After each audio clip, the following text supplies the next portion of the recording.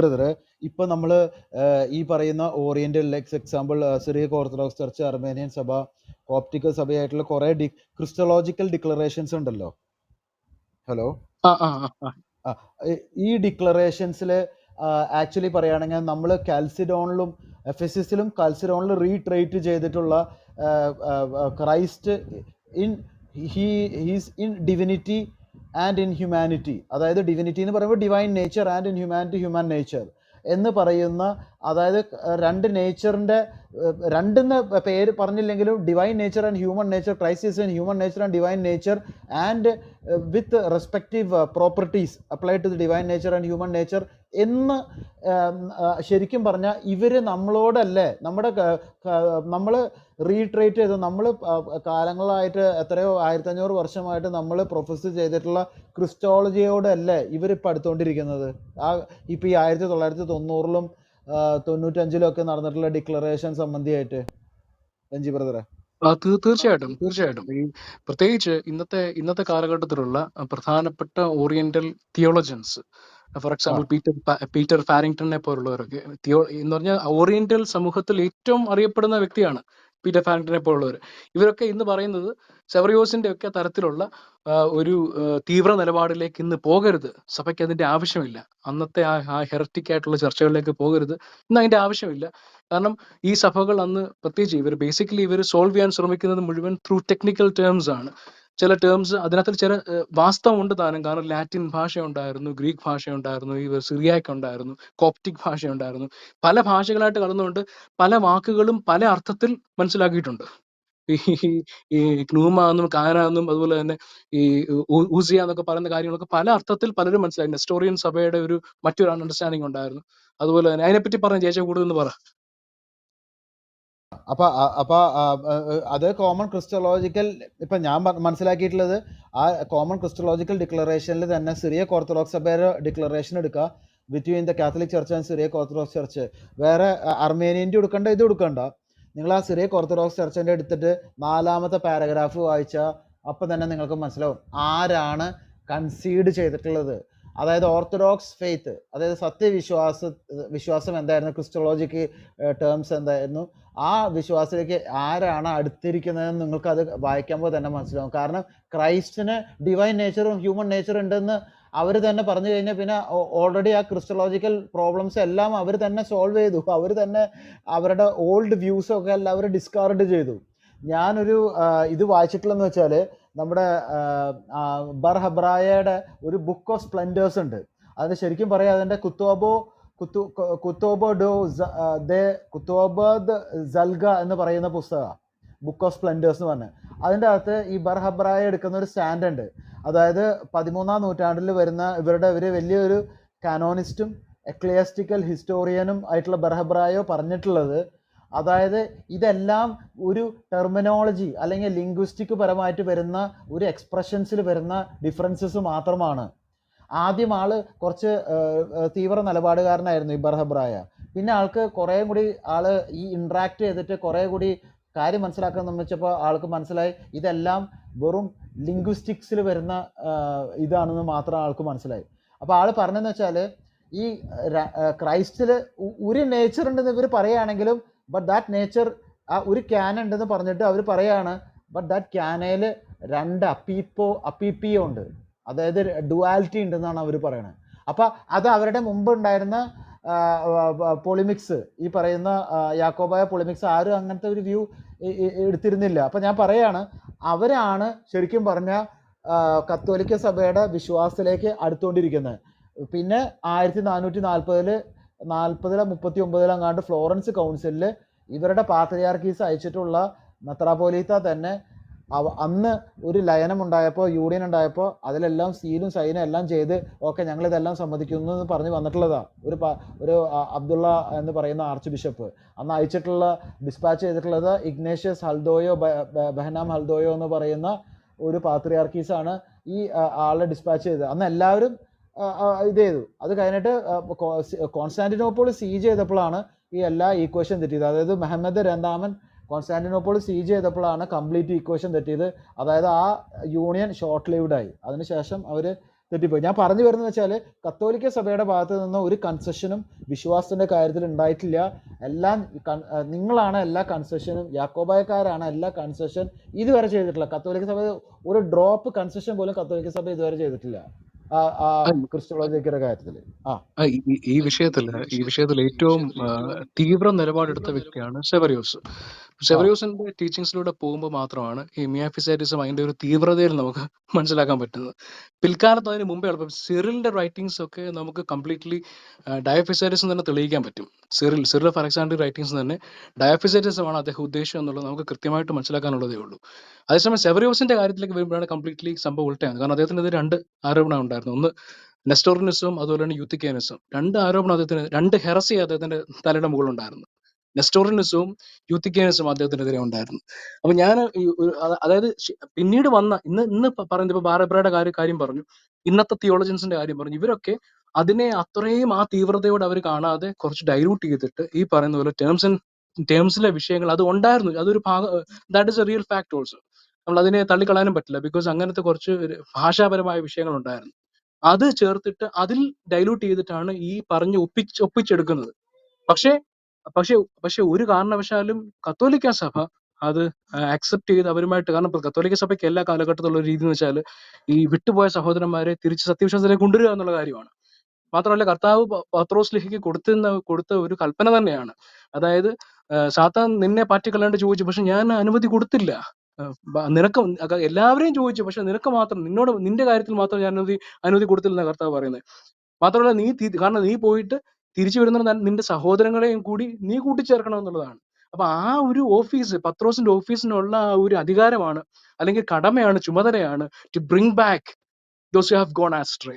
അങ്ങനെ പോയവരെ തിരിച്ചു കൊണ്ടുവരിക എന്നുള്ളത്. അതുകൊണ്ട് തന്നെ എല്ലാ കാലഘട്ടത്തിലും കുറച്ച് ലീനിയന്റ് ആയിട്ടുള്ള നിലപാട് കത്തോലിക്ക സഭ എടുത്തിട്ടുണ്ട്.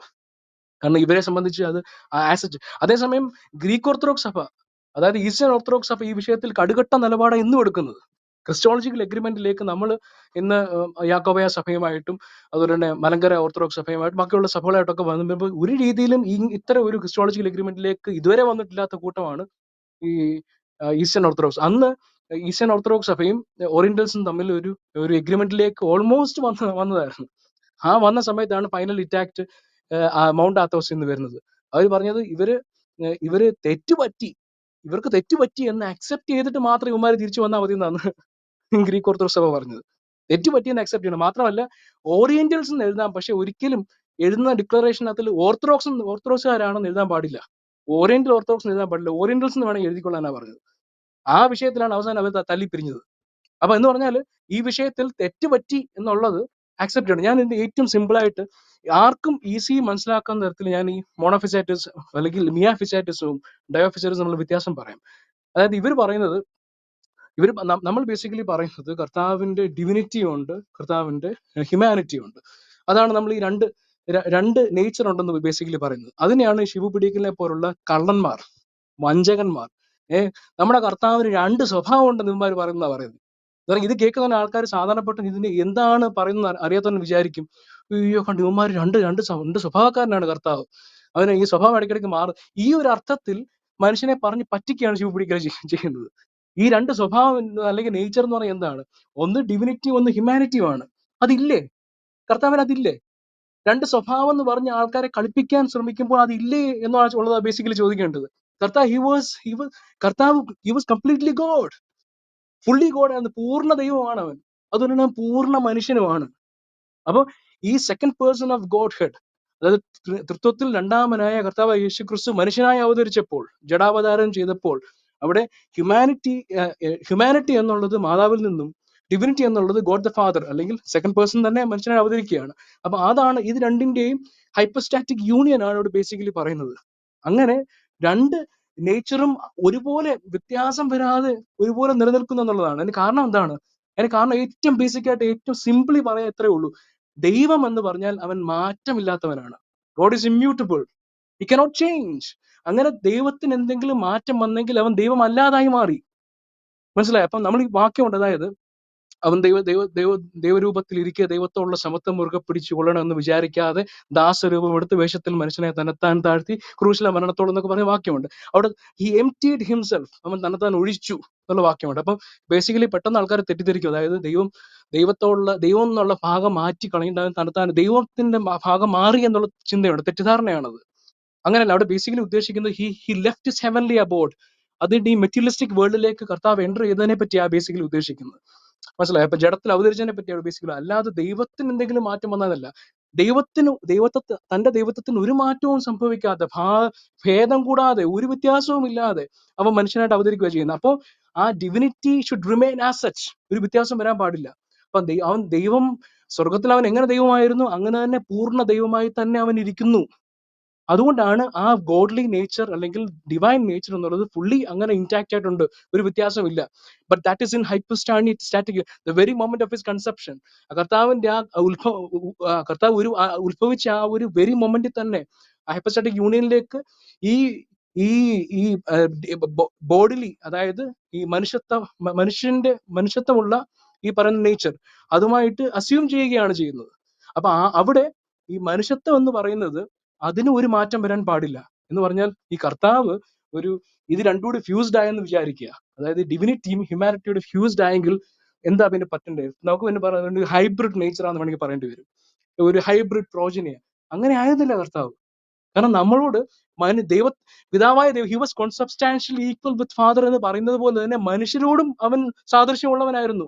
മനുഷ്യനായി തീർന്നു എന്ന് പറയുമ്പോൾ ഞാൻ എന്ന മനുഷ്യൻ എന്താണ്, എനിക്കുള്ളതൊക്കെ അതുപോലെ കർത്താവിനുണ്ടായിരുന്നു. അല്ലാതെ ഇവിടുന്ന് പ്രത്യേകം കുറച്ച് കൂടിയൊരു പ്രകൃതമല്ല കർത്താവിനുണ്ടായിരുന്നത്.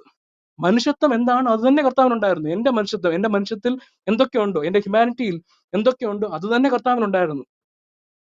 അപ്പൊ എന്നാലേ എനിക്ക് തുല്യനായി തീരുകയുള്ളൂ. അപ്പൊ അങ്ങനെയാണ് ആ കർത്താവ്. അപ്പൊ ആ കർത്താവിന്റെ ഹ്യൂമാനിറ്റി അതുപോലെ തന്നെ നിലനിൽക്കുന്നു, ഒരു മാറ്റവും സംഭവിച്ചിട്ടില്ല. ഡിവിനിറ്റിയും അങ്ങനെ തന്നെ നിലനിൽക്കുന്നു. But it is in hypostatic union, it is inseparable. ഒരിക്കലും അത് രണ്ടായി തീരുകയില്ല. അത് സെപ്പറേറ്റ് ചെയ്യാന്ന് പറഞ്ഞാൽ തന്നെ ദാറ്റ് ഇസ് ഇറ്റ്സ് ഹെറസി. സഭ കാൽസിഡോൺ കൗൺസിലാണ് ഇത് കൃത്യമായിട്ട് പ്രഖ്യാപിക്കുന്നത്. സോ ഇവിടെ സഭ പ്രഖ്യാപിക്കുന്ന, കാൽസിഡോൺ കൗൺസിൽ പ്രഖ്യാപിക്കുന്നത്, ഈ humanity, divine part, it is in coordination with humanity എന്നുള്ളതാണ്. എന്ന് പറഞ്ഞാൽ കർത്താവിന്റെ ത്രൂ ഔട്ട് ദി ലൈഫ് കർത്താവിന്റെ കാര്യം നോക്കുക. നമുക്ക് ഒരുപാട് കർത്താവ് വെറും മനുഷ്യനാന്നുള്ള നിലയിൽ മനസ്സിലാക്കാൻ പറ്റുന്ന ഒരുപാട് കാര്യങ്ങളുണ്ട്. അവന് വിശന്നു, അവന് ദാഹിച്ചു, അവൻ കരഞ്ഞു, ഇതൊക്കെ മനുഷ്യൻ. പക്ഷേ he could not go to a point where he could sin. പാപം ചെയ്യാൻ അവന് കഴിയുമായിരുന്നില്ല. കാരണം എന്താണ്? He was fully in coordination with his divine nature. അതുകൊണ്ട് തന്നെ കർത്താവിന് to an extent he could be tempted, but not to an extent that he could sin. പാപം ചെയ്യത്തക്കോണ ആ നിലയിലേക്ക് കർത്താവിന് പോകാൻ സാധിക്കില്ല. ബിക്കോസ് എന്താണ്? കർത്താവിന്റെ ഹ്യൂമാനിറ്റിയുടെ കൂടെ തന്നെ ഹൈപ്പോസ്റ്റാറ്റിക് യൂണിയനിലായിരിക്കുന്ന കർത്താവിന്റെ ഇൻ കോർഡിനേഷൻ ഉള്ളത് അവന്റെ ഡിവൈൻ നേച്ചർ ആണ്. അതുകൊണ്ടാണ് കർത്താവിന് അങ്ങനെ സംഭവിച്ചത്. അപ്പൊ കർത്താവിന്റെ ഡിവിനിറ്റിയെ കാണിക്കുന്ന ഒരുപാട് കാര്യം, കർത്താവിന്റെ അത്ഭുത പ്രവർത്തനങ്ങൾ, കർത്താവ് വെള്ളത്തിന്മേൽ നടന്ന കാര്യം, because he could even change his body. മനസ്സിലായോ? അപ്പൊ അങ്ങനെയാണ് ഒരു സാധാരണ മനുഷ്യനെ വെള്ളത്തിൽ കൊണ്ട് നടക്കാൻ പറ്റില്ല. യു കുഡ് മാനിപ്പുലേറ്റ് എന്ന് പറഞ്ഞാൽ ഈ 5 അപ്പം കൊണ്ട് 5000 പേരെ പോഷിപ്പിക്കാൻ സാധിച്ചു.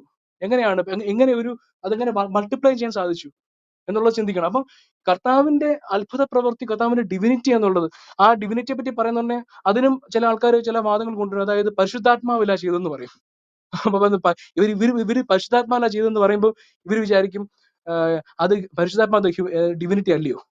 He is A third person of the Trinity. പരിശുദ്ധാത്മാവിനെ ചെയ്യുന്ന പറയും അതും ഡിവൈൻ ഇന്റർവെൻഷനിലാണ് ചെയ്തിരിക്കുന്നത്, ഹെവൻലി ഇന്റർവെൻഷനിലാണ് ചെയ്തിരിക്കുന്നത്.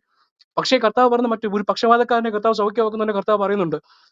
അതായത് പിതാവ് പ്രവർത്തിച്ചു, പിതാവ് എന്നിൽ നിന്ന് പ്രവർത്തിച്ചു, ഞാനും പ്രവർത്തിച്ചു. അപ്പൊ അവിടെ ആ ചെയ്തിരിക്കുന്ന അത്ഭുത പ്രവൃത്തിയെ കർത്താവ് ആട്രിബ്യൂട്ട് ചെയ്യുന്നത് to his father, also to himself. അപ്പൊ തന്നിലുള്ള പിതാവ്, അതായത് സകലത്തിന്റെ ഉടയവനായ പിതാവായ ദൈവമാണ് തന്നെ പ്രവർത്തിച്ചതെന്ന് കർത്താവ് പറഞ്ഞു. അപ്പൊ പിതാവിനെ ആട്രിബ്യൂട്ട് ചെയ്യുന്നുണ്ട്, പുത്രന് തമ്പുരാനെ ആട്രിബ്യൂട്ട് ചെയ്യുന്നുണ്ട്, പരിശുദ്ധാത്മാവിനെ ആട്രിബ്യൂട്ട്. അപ്പൊ ഡിവിനിറ്റിയാണ് ബേസിക്കലി അവിടെ ഈ പറയുന്ന ഈ ഹെവൻലി ഇന്റർവെൻഷൻസ് ഒക്കെ നമ്മൾ കാണുന്നതൊക്കെ, ഈ മിറക്കിൾസ് ഒക്കെ കാണുന്നത്. അതുപോലെ തന്നെ സാധാരണ മനുഷ്യൻ നല്ല കർത്താവിനെ ഐഡന്റിഫൈ ചെയ്യുന്ന ഒരുപാട് കാര്യങ്ങൾ കർത്താവിൽ കാണുകയും ചെയ്യാം. മനസ്സിലായി? അപ്പൊ ഈ ഡിവിനിറ്റി ആൻഡ് ഹ്യൂമാനിറ്റി എന്നുള്ളത് ഹൈപ്പോസ്റ്റാറ്റിക് യൂണിയനിൽ ഇൻസെപ്പറബിൾ ആയിട്ട് നിൽക്കുന്നു എന്നുള്ളതാണ് സഭയുടെ ബേസിക്. ഇത് ഒറ്റ ഒരു നേച്ചർ, ഇത് 2 നേച്ചർ ഇല്ലാതെ ഒരൊറ്റ നേച്ചറാന്ന് പറഞ്ഞെങ്കിൽ എന്താ പ്രശ്നം? എന്താ? It has to be either one. ഒന്നെങ്കിൽ ഈ ഹ്യൂമാനിറ്റിയെ ഡിവിനിറ്റി ഓവർ പവർ ചെയ്തെന്ന് പറയേണ്ടി വരും. കാരണം എന്തായാലും ഹ്യൂമാനിറ്റിയെ ഒരു ഡിവിനിറ്റി ഒരിക്കലും ഹ്യൂമാനിറ്റി കോർപ്പർ ചെയ്യാൻ പറ്റില്ലല്ലോ, തീർച്ചയായും പറ്റത്തുള്ളൂ. അപ്പം അല്ലെങ്കിൽ നിങ്ങൾ പറയണം എത്ര, ഇപ്പൊ ഒറ്റ നേച്ചർ എന്ന് പറയുമ്പോൾ യു ഷുഡ് സേ എത്ര പെർസെന്റേജ് ആണ് ഇത് എന്ന് പറഞ്ഞാൽ, ഇപ്പം ഇത് രണ്ടും കൂടെ ഫ്യൂസ് ആയി ഒന്നായി വിചാരിക്കുക. അപ്പൊ അവിടെ ഇവർ പറയുന്നത് മിങ്കിൾഡ് ആയില്ലെന്ന് പിന്നീട് അവർ ആഡ് ചെയ്തു. പക്ഷെ ഈ മിങ്കിൾഡ് ആയില്ലെന്ന് പറയുമ്പോൾ തന്നെ എത്ര പെർസെന്റേജ് ആയത്? അല്ലെങ്കിൽ അങ്ങനെ മിങ്കിൾഡ് ആകുന്നില്ലെങ്കിൽ പിന്നെ എന്തുകൊണ്ട് രണ്ട് നേച്ചർ ഉണ്ടെന്ന് പറയാൻ പറ്റുന്നില്ല ഇവരെ കൊണ്ട്? ഇതൊക്കെയാ പ്രധാനപ്പെട്ട ചോദ്യം. അപ്പൊ ഇവരെ സംബന്ധിച്ച് ഇവര് തിയോട്ടോക്കോസ് എന്നുള്ളത് സെവറിയസിനെതിരെയുള്ള പ്രധാനപ്പെട്ട വാദം തന്നെ അദ്ദേഹം നെസ്റ്റോറിയനിസം അദ്ദേഹം പഠിപ്പിക്കുന്നു എന്നുള്ളതായിരുന്നു. എന്ന് പറഞ്ഞാൽ നെസ്റ്റോറിയസത്തിൽ പറയുന്ന ഒരു പ്രധാനപ്പെട്ട കാര്യം ഇതാണ്, അതായത് ദൈവമാതാവെന്ന് അണ്ടർസ്റ്റാൻഡ് ചെയ്യുന്നില്ല, ദൈവമാതാവെന്ന് വിശ്വസിക്കാൻ കഴിയുന്ന കർത്താവ് പൂർണ്ണ ദൈവമാണെന്ന് വിശ്വസിക്കാൻ കഴിയുന്നില്ല എന്നുള്ളതാണ് ഈ നെസ്റ്റോറിയസിന്റെ ഒരു പ്രധാനപ്പെട്ട ഭാഗം. അപ്പൊ അതായിരുന്നു ഇദ്ദേഹത്തിന് മേലെ ആരോപിച്ചത്. കാരണം എന്താ, ഇവിടെ ഒരു പൂർണ്ണ ദൈവമാണെങ്കിൽ ആ പൂർണ്ണ ദൈവത്തിന്റെ പൂർണ്ണ നേച്ചർ ഉണ്ട് എന്ന് പറയാൻ സാധിക്കണം. അതിന് പകരം ഇവര് വൺ നേച്ചറാ പറയുന്നത്. വൺ നേച്ചർ പറയുമ്പോൾ എന്താ പ്രശ്നം? എന്താ വൺ നേച്ചർ പറയുമ്പോൾ he is not fully God എന്ന് പറയേണ്ടി വരും. അപ്പൊ ആ ദൈവത്തിന് മാറ്റം വന്നു. ആ ദൈവത്തിന് ഫുള്ളി ഗോഡ് എന്ത് ചെയ്തു, മനുഷ്യനുമായിട്ട് ഒറ്റ നേച്ചറിലേക്ക് മാറി എന്ന് പറയുമ്പോൾ അവിടെ എന്താണ് ദൈവത്തിന് മാറ്റം വന്നാ ബേസിക്. അപ്പൊ പൂർണ്ണ ദൈവം അല്ലെന്നാ അവിടെ ബേസിക്കലി പറയുന്നത്. അപ്പൊ അതുകൊണ്ട് ഒരിക്കലും നിങ്ങൾക്ക് തിയോട്ടോക്കോസ് എന്ന മാതാവിനെ വിളിക്കാൻ പറ്റത്തില്ല എന്നുള്ള അദ്ദേഹത്തിനെതിരെ പ്രധാനപ്പെട്ട വാദം. അതിനാണ് അവര് ആ ഭാഗമാണ് ഇത് സംശയം കൂടാതെ ദൈവമാതാവ് എന്ന് പ്രസംഗിച്ചെന്ന്. വെറുതെ ദൈവമാതാവ് എന്ന് പ്രസംഗിച്ചിട്ട് കാര്യമില്ല, തിയോളജിക്കലി തെളിയിക്കാൻ കഴിയണം. സംശയം കൂടാതെ ദൈവമാതാവ് എന്ന് വെറുതെ പ്രസംഗിച്ചിട്ട് കാര്യമില്ല, അവരുടെ തിയോളജി അനുസരിച്ച് കർത്താവ് പൂർണ്ണ ദൈവമാണ് എന്നുള്ളത് തെളിയിക്കാൻ സാധിക്കണം. മനസ്സിലായി? അപ്പം ഒറ്റ നേച്ചർ ഉണ്ടെന്ന് പറഞ്ഞാൽ പ്രശ്നം ഇതാണ്, എത്ര ശതമാനമാണ് നിങ്ങൾ ഒറ്റ നേച്ചറിൽ ഡിവിനിറ്റിയും ചോദിക്കുമ്പോൾ എത്ര പെർസെന്റേജ്, 50-50 ആണോ 60-40 ആണോ? ഈ ഉത്തരം അവർക്ക് പറയേണ്ടി വരും. ഞാൻ ഇതൊക്കെ വളരെ സിമ്പിൾ ആയിട്ട് ഏത് മനുഷ്യനും സിമ്പിൾ ടേംസിലാണ് ഞാൻ ഈ 60-40 എന്നൊക്കെ പറയുന്നത്, മനസ്സിലായോ? ആർക്കും മനസ്സിലാക്കാൻ തരം ഇത് കുറച്ചുകൂടി കോംപ്ലിക്കേറ്റഡ് ആണ്, പക്ഷേ ഏറ്റവും ബേസിക്കലി മനസ്സിലാക്കാൻ തരത്തിലാണ് ഇത് ഇങ്ങനെ പറയുന്നത്. അപ്പം ഈ ഡിവിനിറ്റി എന്നുള്ള കാര്യം അത് ഡിവിനിറ്റി മാത്രമേ ഉള്ളെന്ന് പറഞ്ഞെങ്കിൽ കർത്താവിന്റെ ഹ്യൂമാനിറ്റി ഇല്ല എന്നുള്ള പറയുകയാണ്. ഇനിയിപ്പോ അതല്ല ഹ്യൂമാനിറ്റി മാത്രമാണെന്ന് പറയുവാണെങ്കിൽ ഡിവിനിറ്റി, ഇതിന് രണ്ടും മിക്സ് ആണെന്ന് പറയുവാണെങ്കിൽ എന്താണ്, അതും പ്രശ്നമാണ്. കാരണം ഇത് ഹൈബ്രിഡ് പ്രോജനിയാണ്. ഹൈബ്രിഡ് ആയിട്ടുള്ള ഒരു മറ്റൊരു നേച്ചറാണ് കർത്താവിനുണ്ടെന്ന് പറഞ്ഞാൽ നമ്മളുമായിട്ട് എന്താ ബന്ധം? പിതാവുമായിട്ട് എന്താ ബന്ധം? പിതാവിൽ നിന്നും കോൺസബ്സ്റ്റാൻഷ്യലി ഈക്വൽ ആണെന്ന് പറയണമെങ്കിൽ he should remain in the same divine nature. മനുഷ്യനുമായിട്ട് ഈക്വൽ ആണോ പറയണമെങ്കിൽ he should remain in the same human nature. അല്ലാതെ ഒരു ഹൈബ്രിഡ് വെറൈറ്റി ആയി ഇവിടെ വന്നെങ്കിൽ പിന്നെ എല്ലാം പ്രശ്നമാണ്. അപ്പൊ അതുകൊണ്ടാണ് സഭ ഏറ്റവും കൃത്യമായിട്ട് വളരെ കൂലങ്കഷമായിട്ട് സഭാപിതാക്കന്മാർ ഈ കാര്യത്തിൽ ചിന്തിച്ച് കാൽസിഡോൺ കൗൺസിലാണ് ഈ കാര്യത്തെ പറ്റി വളരെ കൃത്യമായ നിലപാട് പ്രഖ്യാപിച്ചിരിക്കുന്നത്. അത് ഡിവൈൻ നേച്ചർ ഹ്യൂമൻ നേച്ചർ ഉണ്ടെന്നാണ്. അല്ലാതെ ശിവപിടിക്കൽ പറഞ്ഞൊരു രണ്ട് സ്വഭാവക്കാരനാണെന്ന് പറഞ്ഞ് മനുഷ്യനെ പറ്റിക്കാൻ പറ്റില്ല. കാരണം നിങ്ങൾക്ക് ഈ കാര്യത്തിൽ ഉത്തരവില്ല. നിങ്ങൾക്ക് ഈ കാര്യത്തിൽ നിങ്ങളുടെ ഒരു നേച്ചർ, ഒറ്റ നേച്ചറേ ഉള്ളെന്ന്, ഒരു നേച്ചർ ഏത് നേച്ചറാണെന്ന് നിങ്ങൾ ചോദിച്ചാൽ നിങ്ങൾക്ക് ഉത്തരവില്ല. ഒറ്റ നേച്ചറേ ഉള്ളെന്ന് പറയുമ്പോൾ ഒറ്റ നേച്ചർ ഏത്? ബെഞ്ചി ബ്രദറെ, ഒരു ഡിബേറ്റിനെ ഇവർ പ്രൊസീഡ് ചെയ്യുകയാണെങ്കിൽ ഇപ്പം നമ്മളായിട്ട് ആരെങ്കിലും ആയിട്ട് എനിക്ക് അല്ലെങ്കിൽ ബെഞ്ചി ബ്രദറിന് അല്ലെങ്കിൽ ആരെങ്കിലും ഇവിടെ ഇരിക്കുന്നവർക്ക് സെയിന്റ് സിറിലിന്റെ ഒരു മിനിമം 10 സൈറ്റേഷൻസ് നിങ്ങൾക്ക് തരാൻ പറ്റും. Divine nature and human nature, Christ is in human nature and divine nature, Saint Cyril പറയുന്നത് ഉദ്ധരണികൾ. സിറില് പല ലെറ്ററുകളിലും പല ഇതിൽ എഴുതിയിട്ടുള്ള ഉദ്ധരണികളിൽ നിന്ന് മിനിമം 10 എണ്ണെങ്കിലും സിറിലിന്റെ മാത്രം, അത്തനേഷ്യസ് ഓഫ് അലക്സാണ്ട്രിയയുടെ വേറെ. അങ്ങനെ എഫെസസിന് മുമ്പുള്ളതിനും ശേഷമുള്ള പിതാക്കന്മാരും എഫെസിന് മുമ്പുള്ളതും കൗൺസിലിൽ നിന്ന് നിങ്ങളെ ഡിസ്പ്രൂവ് ചെയ്യാൻ ഞങ്ങൾക്ക് പറ്റും. അല്ല ബെഞ്ചി ബ്രദറെ, ഈ ചോദ്യത്തിന് ഈ ഇത്രയും നൂറ്റാണ്ടിനിടയിൽ ഒരു ഉത്തരം ഇവർ പറഞ്ഞിട്ടുണ്ടോ? ഇല്ല.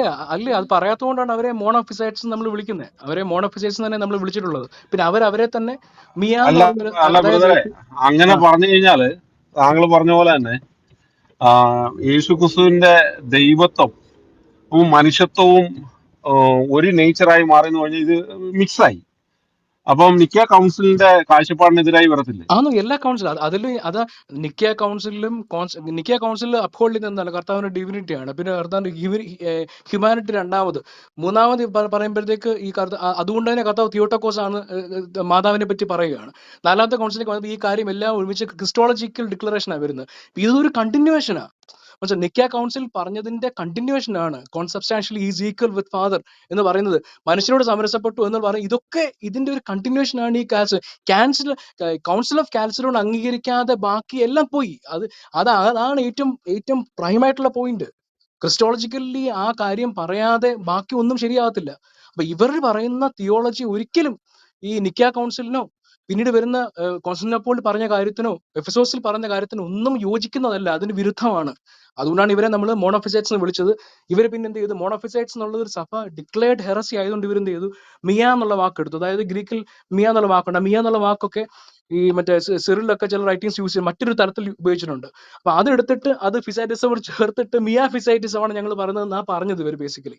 അപ്പൊ എന്നിട്ട് ഇവർ ആഡ് ചെയ്തു, അതായത് മിങ്കിൾഡ് ആവുന്നില്ല, മിക്സ്ഡ് ആകുന്നില്ല എന്ന്, ഇൻസെപ്പറബിൾ ആണ്, മിങ്കിൾഡ് ആവുന്നില്ല എന്നുള്ള 2 ഫ്രേസസ് അവർ ആഡ് ചെയ്തു അതിനകത്തില്. പക്ഷെ അങ്ങനെ ആഡ് അല്ല ചെയ്തെങ്കിൽ പിന്നെ ബൈബിൾ അപ്പൊ പിന്നെ അവരുടെ ഇത് മോണോസൈറ്റിസം എന്ന് പറഞ്ഞ ആശയം തന്നെ പൊളിഞ്ഞു പോയല്ലോ. അതന്നെ പൊളിഞ്ഞു പോയി, അതന്നെ ഏഹ്? പൊളിഞ്ഞു പോയി. അപ്പൊ ഇവിടെ അപ്പം നമ്മള് ഡിസംബർ സെയിന്റ് സിറിലിന്റെ നമ്മൾ ഓർത്തഡോക്സ് ആയിട്ടും ഈവൻ കാൽസിഡോൺ തന്നെ ജഡ്ജ് ചെയ്തിട്ടുള്ളതാ. സെയിന്റ് സിറിലിന്റെ റൈറ്റിങ്സും എല്ലാം ഓർത്തഡോക്സ്, ഒരു പ്യൂർലി ഓർത്തഡോക്സ് ആയിട്ടാണ്. ഈ അന്നുണ്ടായിരുന്ന ലയോ പാപ്പയുടെ ടോം വന്നപ്പോൾ, ഈ ലയോ പാപ്പയുടെ ടോം അന്നത്തെ പിതാക്കന്മാര്, അന്ന് 600 സംതിങ് ബിഷപ്പുമാർ കൂടിയിരുന്നു. അവര് സെയിന്റ് സിറിലിന്റെ ലെറ്ററും അനാത്തിമയും ഒക്കെ വെച്ചിട്ടാണ് സെയിന്റ് ടോം, ലയോയുടെ ടോം അവർ മാഗ്നിഫൈങ് ക്ലാസ്സിൽ എന്നിലൂടെ ലയോയുടെ ടോം വിശകലനം ചെയ്ത് ഇങ്ങനെയാണ് സെയിന്റ് സിറിലിന്റെ ലെറ്റേഴ്സ് വെച്ചിട്ട്. തിരിച്ചും അവർ തിരിച്ചു നോക്കി, ഏത് ലിയോയുടെ ടോമ വെച്ചിട്ടാണ് സിറിലിന്റെ ലെറ്ററിന്റെ ഓർത്തഡോക്സി എല്ലാം ഇത് ചെയ്ത്. എന്നിട്ട് അവിടുത്തെ പിതാക്കന്മാരെല്ലാവരും ഐക്യകണ്ഠേന 5 ദിവസം എടുത്ത് അവർ പഠിക്കാൻ. എന്നിട്ട് അവർ പറയാണ്, Peter has spoken through Leo. Pathros ലിയ ഇന്ന് ലിയോ പാപ്പായിലൂടെ സംസാരിച്ചിരിക്കുന്നു. ലയോ മാർപ്പാപ്പ അവിടെ ഇല്ല. ലയോ മാർപ്പാപ്പ 2 ലെഗേറ്റ്സിന് അയച്ചേക്കായിരുന്നു. ലെഗേറ്റ്സ് എന്ന് പറയുമ്പോൾ ആളുടെ ഒരു റെപ്രസെൻറ്റേഷൻ പോലെ 2 പേരെ അയച്ചിട്ടുണ്ടായിരുന്നു. എന്നിട്ട് അവർ ഈ ടോം വായിക്കാൻ പറഞ്ഞ്, അതിന് മുമ്പുണ്ടായിരുന്ന ഒരു കള്ള കൗൺസിൽ കൂടി ഇവർ, ഡയോസ്കോറസ് എന്ന് പറഞ്ഞിട്ടുള്ളത് ആളെന്ത് ചെയ്ത്, ലയോയുടെ ടോം അന്നും വന്നു 2 കൊല്ലം മുമ്പ്, ഇതിന് 449 അന്നും ലയോയുടെ ടോം വന്നു. പക്ഷെ ഈ ലയോയുടെ ടോം മനഃപൂർവ്വം ഈ ഡയോസ്കോറസ് അലക്സാണ്ട്രിയയിലെ പാത്രിയാർക്കീസ് വായിച്ചില്ല, പൂഴ്ത്തി വെച്ചു, അത് കാണിച്ചു കൂടിയില്ല, അത് അവഗണിച്ചു. അപ്പോ അങ്ങനെ അവഗണിച്ചപ്പോൾ ഈ കൽക്കദോൻ സുന്നദോസ് നടത്തിയപ്പോൾ ആദ്യത്തെ 2 സെഷനിൽ തന്നെ ഡയോസ്കോറസിനെ പിടിച്ച് പുറത്താക്കി. കാരണം ആള് ചെയ്തതെല്ലാം, ഇതിന്റെ മെയിൻ പ്രോബ്ലം എന്താന്ന് പറയുകയാണെങ്കിൽ, ഈ കോൺസ്റ്റാന്റിനോപ്പോളിനെ റേസ് ചെയ്തപ്പോൾ അലക്സാണ്ട്രിയയുടെ സ്ഥാനം 3rd ആയി. പിടികിട്ടിയ അത് ഒരു പ്രശ്നം.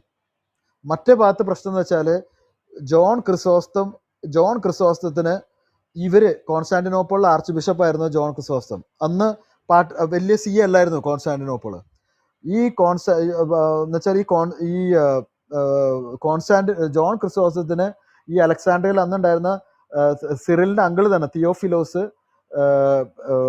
ഒരു സിനഡിൽ വെച്ചിട്ടോ, സിനഡ് ഓഫ് ഓക്ക് എന്ന് പറഞ്ഞത്, ആ ഓക്കിൽ വെച്ചിട്ട് ജോൺ ക്രിസോസ്റ്റത്തിന് ഒരേ ദുരാരോപണം പറഞ്ഞിട്ട്, ഇതേ അവിടെ അതിക്രമം ചെയ്തു, ഇങ്ങനെ ചെയ്തു, ദൈവശാസ്ത്രപരമായിട്ടുള്ളതല്ല, അങ്ങനെ ചെയ്തു, ഇങ്ങനെ ചെയ്തു, മിസ്മാനേജ്മെന്റ് ചെയ്തു, ഇത് ചെയ്തു എന്ന് പറഞ്ഞിട്ട് സിനഡ് ഓഫ് ഓക്കിൽ കുറെ ശത്രുക്കള്, ക്രിസോസ്റ്റത്തിന്റെ ശത്രുക്കളെല്ലാം ഇത് ചെയ്തിട്ട് ആളെ പുറത്താക്കി.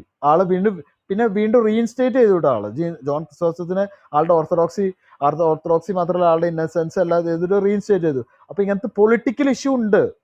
ഈ പറയുന്ന അലക്സാണ്ട്രിയും കോൺസ്റ്റാന്റിനോപ്പിളോ അല്ലെങ്കിൽ കോൺസ്റ്റാന്റിനോപ്പിളോ ആന്റിയോക്കിയൊക്കെ ഒരു ഇത് വരുന്ന ടർക്കിയുടെ, ഇന്നത്തെ ടർക്കിയുടെ ആണെങ്കിൽ ഒരു ഭാഗത്ത് കോൺസ്റ്റാന്റിനോപ്പിൾ ആണെങ്കിൽ കുറച്ചും കൂടെ ഈസ്റ്റിലേക്ക് പോവുകയാണെങ്കിൽ ആന്റിയോക്ക് എന്ന് പറഞ്ഞ സ്ഥലം.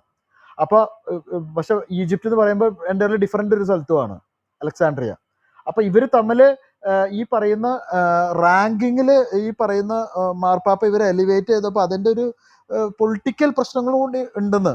മറ്റേ ഞങ്ങളാണ് ഇവരെക്കാളും വലുത്, ഞങ്ങൾ ഇവരെ ഡിസ്പ്രൂവ് ചെയ്യും, അപ്പോൾ ഞങ്ങൾക്ക് വീണ്ടും ഞങ്ങളുടെ പ്രോമിനൻസിലേക്ക് വരും എന്നുള്ളൊക്കെ ഒരു പൊളിറ്റിക്സും കൂടി ഉണ്ടായിരുന്നു അതിൻ്റെ അകത്ത്. പക്ഷെ എന്നിരുന്നാലും നമ്മൾ സെയിന്റ് സിറിലിന്റെ ലെറ്റർ ഓർത്തഡോക്സ് ആണ്. ലയോയുടെ tome is also orthodox, but Severus is heretic എന്ന് തന്നെയാണ് സഭ പിൽക്കാലത്തുള്ള കൗൺസിൽസിലൊക്കെ പറഞ്ഞിട്ടുള്ളത്. അപ്പം നമ്മളെന്തായാലും സെവറിയസിനെ ഇപ്പം ഡിസ്കസ് ചെയ്യുന്നില്ല, ഞാൻ പറഞ്ഞു എന്നുള്ളൂ. അപ്പോൾ ഇവര് പറയണമെന്ന് വെച്ചാൽ ഞങ്ങൾ സിറിലിയൻസ് ആണെന്നാണ് പറയുന്നത്. ഞങ്ങൾ സിറിലിൽ പഠിപ്പിച്ച അതേ കാര്യങ്ങൾ തന്നെയാണ് ഞങ്ങൾ പഠിപ്പിക്കുന്നതെന്നാണ് ഇവർ പറയുന്നത്. പക്ഷെ അല്ല, ഇവർ പഠിപ്പിക്കുന്നത് സിറിലിൽ പഠിപ്പിക്കുന്നതല്ലായിരുന്നു. അതുകൊണ്ടാണ് ഇവരെ കണ്ടം ചെയ്തത്. സിറിലിൽ പഠിപ്പിക്കുന്നത് പ്യൂർ ഓർത്തഡോക്സിയും ഇവർ പഠിപ്പിക്കുന്ന നോൺ ഓർത്തഡോക്സും ആണ്. അത് അപ്പൊ ഇവർ പഠിപ്പിക്കുന്ന എന്തോ കോമ്പോസിറ്റ് നേച്ചറാണ്. അതായത് 2 നേച്ചർ ഉണ്ട്, divine and human. Christ is of human and human nature, Christ is in എന്ന് അവർ സമ്മതിക്കില്ല. ഹൈപ്പോസ്റ്റാറ്റിക് യൂണിയൻ അല്ല, ക്രൈസ്റ്റ് ഈസ് ന്യൂ നേച്ചർ, അതൊരു കോമ്പോസിറ്റ് നേച്ചർ എന്നുള്ള രീതിയിലൊക്കെയാണ് അവരുടെ ലാംഗ്വേജ് വരുന്നത്. ആ ലാംഗ്വേജ് ഒന്നും നമ്മുടെ ക്രിസ്റ്റോളജിക്കൽ ഡിക്ലറേഷനിൽ ഏത് സമയത്ത് നമ്മൾ ഈ വിഷയങ്ങളൊക്കെ ഈ ആധുനിക കാലത്ത് എക്കണോമിക്കൽ ചർച്ചയിലൂടെയൊക്കെ പരിഹരിക്കപ്പെട്ടിട്ടുണ്ടോ? ക്ലാരിറ്റി വന്നിട്ടുണ്ടോ? പിന്നെ ക്ലാരിറ്റി വന്നിട്ടുണ്ട്. അതുകൊണ്ടാണല്ലോ നമ്മുടെ കോമൺ ക്രിസ്റ്റോളജിക്കൽ ഡിക്ലറേഷൻ, ഈ ഓറിയന്റൽ സഭകളായിട്ടുള്ള ഡിക്ലറേഷൻ എടുത്ത് വായിക്കുകയാണെങ്കിൽ അതിൻ്റെ അകത്ത് ക്ലിയർലി ക്രൈസ്റ്റിന് 2 നേച്ചർ ഉണ്ട്, human nature and divine nature എന്ന് പറഞ്ഞു കഴിഞ്ഞാൽ തന്നെ വിക്ടറി നമ്മുടെ ഭാഗത്തായി. ഓക്കെ, പിന്നെ നമ്മളിപ്പോ ഇത് ഈ വിഷയങ്ങള് ചർച്ച ചെയ്യേണ്ട ഒരു പ്രസക്തി എന്താണ്? ഇപ്പൊ നമ്മളും പ്രശസ്തി എന്താന്ന് പറയുകയാണെങ്കിൽ ഇവിടെ പ്രശസ്തി എന്താന്ന് വെച്ചാൽ ഷിബു പീഡിയക്കല് പറയണത്, ഷിബു പീഡിയക്കല് ഈ പറയുന്ന സഭയുടെ ഈ പറയുന്ന ഓറിയന്റൽ അല്ലെങ്കിൽ കത്തോലിക്ക സഭയുടെ ഇപ്പോഴത്തെ ക്രിസ്റ്റോളജിക്കൽ നിലപാടിനെതിരെയാണ്. അതായത് കത്തോലിക്ക സഭയുടെ നിലപാടിനെതിരെ ഷിബു പീഡിയക്കല് പറഞ്ഞതെന്ന് വെച്ചാൽ ഇവര് ഹെറസി പഠിപ്പിച്ചിട്ട് ഇപ്പോ കത്തോലിക്ക സഭയാണ് നിരങ്ങി വന്നിട്ട് ഇവരായിട്ട് കമ്മ്യൂണിയനിലേക്ക് വന്നതെന്ന്. നേരെ ഓപ്പോസിറ്റ് കാര്യമാണ് ഷിബു പിടിയേക്കല് പറയണത്. പിടിയിട്ട് അറ്റിസം ബ്രദറിന് നേരെ ഉൾട്ടയടിക്കും. അതായത് ഫോർ എക്സാമ്പിൾ ഇവിടെ നമ്മുടെ മറ്റേ മൂലയിലച്ഛനെ ഇവിടെ കൊണ്ടുവന്നായിരുന്നല്ലോ. മൂലയിലച്ഛനെ കൊണ്ടുവന്നിട്ട് ഈ വിഷയത്തിൽ ഞാൻ അന്നില്ലായിരുന്നു, ഇവർക്ക് ഡിസ്കസ് ചെയ്തത്. അന്ന് എന്നോട് പറഞ്ഞതാണ്, അതായത് ഈ വിഷയത്തിൽ ക്രിസ്റ്റോളജിക്കൽ വിഷയത്തെ പറ്റി മൂലയിലച്ഛനോട് ചോദിച്ചാൽ മൂലയിലച്ഛൻ പറഞ്ഞത് ആ വിഷയത്തിൽ ഇനി ഒരു ഡിസ്കഷനേ ഇല്ല. അല്ലേ ചേച്ചേ? ഞങ്ങൾ സംസാരിച്ചതാണ്. അപ്പൊ ആള് പറഞ്ഞു ഇനി അതിന്റെ അകത്ത് നമുക്ക് ഡിസ്കസ് ചെയ്യേണ്ട കാര്യമില്ല. ഞങ്ങൾ ചോദിച്ചതാണ്. മൂലയിലച്ഛൻ ഇവിടെ വന്നിട്ടുണ്ടായിരുന്നല്ലോ, ഒരു ക്രിസ്റ്റോളജിക്കൽ ക്രിസ്തു മരിച്ചോ അങ്ങനത്തെ കാര്യങ്ങളൊക്കെ കുറിച്ച് ഡിസ്കസ് ചെയ്യാൻ വേണ്ടിയിട്ട് പണ്ട് മൂലയിലച്ഛൻ വന്നിട്ടുണ്ടായിരുന്നു. ഒരു 2 കൊല്ലം മുമ്പ് അങ്ങോട്ടാണെന്നോ. അപ്പോൾ മൂലയിലച്ഛൻ 2 പ്രാവശ്യം വന്നിട്ടുണ്ട്, നമ്മൾ കൊണ്ടുവന്നിട്ടുണ്ട്. അപ്പോൾ ഈ ഒരു പ്രാവശ്യം മൂലയിലച്ഛൻ വന്നപ്പോൾ ഞങ്ങൾ ഒരു ക്ലോസ് റൂമിൽ ഞാൻ ചോദിച്ചു, ഞാനല്ല റോബിൻ ബ്രദറോ ഞാനോ ആരോ ചോദിച്ചു, നിങ്ങൾ ഈ മിയാഫിസിറ്റിസം അല്ല ഹോൾഡ് ചെയ്യുന്നത്, നമ്മളെ ഡിയോഫിസിറ്റിസം, അതുകൊണ്ട് മൂലയിലച്ഛന് ഈ കാര്യം പ്രസന്റ് ചെയ്യാൻ എന്തെങ്കിലും ഒരു ഡിസ്കംഫർട്ടോ അല്ലെങ്കിൽ അങ്ങനെ വല്ലതും ഉണ്ടോ എന്ന് ചോദിച്ചു. അപ്പോൾ ആള് പറഞ്ഞു ഇപ്പം ആ കാര്യങ്ങളൊക്കെ അപ്രസക്തമാണ്, കോമൺ ക്രിസ്റ്റോളജിക്കൽ ഡിക്ലറേഷൻ വന്നോടുകൂടി ഇനി നമ്മൾ ആ കാര്യങ്ങളിൽ തല പോയിക്കേണ്ട കാര്യമില്ല എന്ന് പറഞ്ഞു. അതായത് ഇനി സീറോ നെഗ്ലിജിബിൾ ആണ്, അതൊക്കെ ഇനി അത് അപ്രസക്തമാണെന്നാ പറഞ്ഞത്. No more dispute. ഇതിനൊക്കെ വിരുദ്ധമായിട്ട് എന്നിട്ട് ഇവിടെ നിന്ന് ശിവപിടികൾ പറയുന്നത് കർത്താവിന് 2 സ്വഭാവം ഉണ്ടെന്ന് ഇവന്മാർ പറയുന്നു. പിന്നെ പറഞ്ഞ ലിയോടെ തുമ്മി, ഇതൊക്കെയാ പറയുന്നത്. ഈ ആൾക്കാരെ അപ്പൊ ഞാൻ ആ ജയത അയച്ചു തന്ന ഫേസ്ബുക്കിലെ പോസ്റ്റ് കണ്ടു. അവിടെ വളരെ കൃത്യമായിട്ട് ഒരു ബിഷപ്പ് പറയുകയാണ്, ഷിബു പറയുന്നതെല്ലാം കറക്റ്റാണ്, അതെല്ലാം പഠിച്ചിട്ടാണ് സംസാരിക്കുന്നത്, ബോസ്റ്റണിൽ സംസാരിക്കുന്നൊക്കെ പറയുന്നു. അപ്പം ഇത് ഇവരുടെ ഓർത്തഡോക്സ് സഭയുടെ ഈ തലപ്പത്തുള്ള ആളുകളിൽ പോലും ഇതിനെക്കുറിച്ച് ശരിയായ അവബോധമില്ല. എന്താ ഇവിടെ സംഭവിക്കുന്നത്? കാരണം ഇതൊന്നും അറിയത്തില്ല. ഇതൊക്കെ ബേസിക് ക്രിസ്റ്റോളജിയുടെ ഭാഗമാണ്. യാക്കോബയുടെ ബേസിക് ക്രിസ്റ്റോളജിയുടെ ഭാഗമാണല്ലോ ഇതൊക്കെ ക്ലാരിഫൈ ചെയ്യപ്പെട്ട് പോയിട്ടുള്ളതാണ്. എന്റെ അറിവ് ശരിയാണെങ്കിൽ എക്കണോമിക്കൽ ചർച്ചയിലൂടെ വളരെ കൃത്യമായിട്ട് ഇതെല്ലാം സോൾവ് ചെയ്യുകയും ഒക്കെ ചെയ്തതാണ്. പക്ഷെ ഈ ഷിബുവിനെ പോലുള്ള ആളുകളെ എന്ത് അടിസ്ഥാനത്തിലാണ് ഈ യാക്കോബ ബിഷപ്പുമാരൊക്കെ പ്രൊമോട്ട് ചെയ്യുന്നത്? അതെനിക്ക് മനസ്സിലാകാത്തത്. ഈ വിഷയത്തില് നമ്മളെ സംബന്ധിച്ച് we are forced to explain. നമ്മളിപ്പോ ഇങ്ങനെ ശിവപീഡിയക്കല് വ്യാജം പ്രചരിപ്പിക്കുന്നുണ്ട്. ചരിത്രത്തിൽ എന്താണ് ശരിക്കും പഠിപ്പിച്ചത്, സെവറിയോസ് എന്താണ് പഠിപ്പിച്ചത് നമുക്ക് പറയേണ്ടി വരുവായിരുന്നു. ഇന്നുള്ള ഓറിയന്റൽ ഓർത്തഡോക്സിലെ ഞാൻ മുമ്പേ പറഞ്ഞ പോലെ പീറ്റർ ഫാരങ്ടനെ പോലുള്ള ഏറ്റവും പ്രമുഖരായിട്ടുള്ള ആൾക്കാർ പോലും പറഞ്ഞ സെവറിയോസ് പറഞ്ഞ വാദത്തിലേക്ക് തീവ്രവാദത്തിന് പോകേണ്ട ആവശ്യമില്ല. അതിന്റെ ആവശ്യമില്ല. അത് കഴിഞ്ഞു, ആ ഒരു ടൈം കഴിഞ്ഞു. അതിലേക്ക് സഭ യോജിപ്പിലേക്കാണ് പോകേണ്ടത് എന്നുള്ളതാണ് ഇന്നത്തെ ആധുനിക ചരിത്രകാരന്മാർ അതുപോലെ തന്നെ തിയോളജൻസ് പറയുന്നത്. സഭ ആഗ്രഹിക്കുന്നതാണ് ചേർന്ന് പോകാനായിട്ട്. അന്നേരം ഈ വിഘടനവാദത്തിലേക്ക്, ഈ കുത്തിത്തിരിപ്പ്, അതാണ് പരിപാടി ചെയ്യുന്നത്. അപ്പൊ അതുകൊണ്ട് അങ്ങനെ തെറ്റായിട്ടുള്ള കാര്യം ഇവിടെ പറയുന്ന വെച്ചാൽ ഈ കത്തോലിക്ക സഭയ്ക്ക് ഒരു വലിയേട്ടൻ മനോഭാവമുണ്ട്. അവരുടെ തെറ്റ് അവർ അംഗീകരിക്കത്തില്ല. പക്ഷെ നമ്മളുടെയാണ് ശരിയായിട്ടുള്ള തിയോളജി എന്ന് അവർ മനസ്സിലാക്കി അതുകൊണ്ട് നമ്മുടെ അടുത്ത് എഴഞ്ഞു വന്നിട്ട് നമ്മളെ കൊണ്ട് ഇപ്പൊ രണ്ടും ഒന്നാന്ന് പറയാം. അങ്ങനെ പറഞ്ഞിട്ടില്ല. നിങ്ങൾ ക്രിസ്റ്റോളജിക്കൽ എഗ്രിമെന്റ് എടുത്ത് വായിച്ചു നോക്ക്. ഒറിജിനൽ സഭയുടെ തിയോളജിക്ക് വിരുദ്ധമായിട്ട് ഒരു കാര്യം ഇവിടെ പറഞ്ഞിട്ടില്ല. അത് തന്നെ അപ്ഹോൾഡ് ചെയ്യുക ചെയ്യുന്നത്. പക്ഷെ അവരുടെ ഒരു വിഷയമുണ്ട്, അത് നമ്മൾ കൺസിഡർ ചെയ്യണം. കാരണം ടേംസിലെ വിഷയങ്ങളുണ്ടെന്ന ചരിത്രപരമായിട്ട് യാഥാർത്ഥ്യം കൂടി ഉണ്ട്. എന്ന് പറഞ്ഞാൽ സെവറിയോസിന്റെ പോലത്തെ തീവ്രവാദ നിലപാട് എടുത്തവരല്ല ബാക്കിയുള്ളവര് ചരിത്രത്തിൽ ത്രൂ ഔട്ട് പലരെയും കാണുമ്പോൾ. അപ്പൊ അങ്ങനെയുള്ളവരെ പോലും നമ്മൾ കൺസിഡർ ചെയ്യണം. സെവറിയോസിന്റെ കാര്യം മാത്രം ഒരു മറ്റു വ്യക്തി എടുത്തിട്ട് മാത്രമല്ല ചെയ്യേണ്ടത്. അതുകൊണ്ടാണ് സഭ അത് കൺസിഡർ ചെയ്തിരിക്കുന്നത്. ടേംസിൽ വന്നിരിക്കുന്ന വ്യത്യാസങ്ങളും അന്ന് മനസ്സിലാക്കിയ അർത്ഥങ്ങളും ഒക്കെ കൺസിഡർ ചെയ്തിട്ടാണ് ഈ ഒരു നിലവാരത്തിലേക്ക് സഭ വരുന്നത്. ഈ ഒരു നിലപാടിലേക്ക് വരുന്നതും ഇവരുമായിട്ട് ബെഞ്ചി ബ്രദറെ ബെഞ്ചി ബ്രദർ നമ്മൾ ഭയങ്കര ഡൈവേർട്ടായി പോകും. കുഴപ്പമില്ല, നല്ലത് തന്നെയാണ്. അതായത് ക്രിസ്റ്റോളജിക്കലും ഇവരുടെ ഇപ്പൊ ഈ പറയുന്ന ഇവന്മാരുടെ തെറ്റാണ് സ്റ്റാൻഡ് എന്നുള്ളതാണ് നമ്മൾ ഇത് ചെയ്യാൻ നോക്കിയത്. ഇനി നമുക്ക് ബെഞ്ചി ബ്രദർ ലിറ്റർജി ഉണ്ട്, ലാംഗ്വേജ് ഉണ്ട്, പൈതൃകം ഉണ്ട്. ഈ 3 കാര്യം കൂടി നമുക്ക് ടച്ച് ചെയ്യണം. അതായത് ഈ യാക്കോബായ സഭയുടെ ഇല്ല എന്നുള്ളതാണ്. നമ്മൾ ഈ ഫസ്റ്റ് 500 ഇയേഴ്സിൻ്റെ അകത്ത് അവരുടെ ഒരു പൊടി പോലും ഉണ്ടായിരുന്നില്ല. അതുകൊണ്ടാണ് നമ്മൾ ഈ ക്രിസ്റ്റോളജിയിൽ ഇത്തിരി നമ്മൾ പോയത്. അതായത് ആദിമ സഭയുടെയും അല്ലെങ്കിൽ പിൽക്കാലത്ത് വന്നിട്ടുള്ള ചർച്ച് ഫാദേഴ്സിൻ്റെ ക്രിസ്റ്റോളജി അല്ല ഇവർ ഹോൾഡ് ചെയ്യുന്നത്.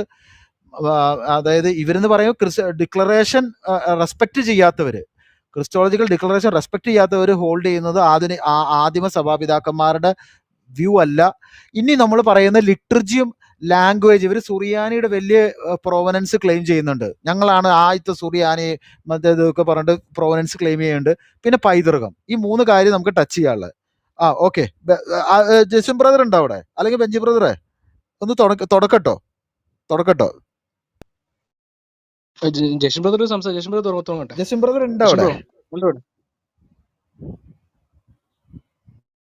ജസ്റ്റിൻ ബ്രോ ഇല്ലെന്ന് തോന്നുന്നു. അപ്പൊ ഞാൻ പറഞ്ഞു തുടങ്ങും. അതായത് ഈ സുറിയാനി എന്ന് പറയുമ്പോൾ ബേസിക്കലി കഴിഞ്ഞ ദിവസം ഞാൻ ഇവിടെ വായിച്ചതായിരുന്നു സെബാസ്റ്റ്യൻ ബ്രൂക്കിന്റെ.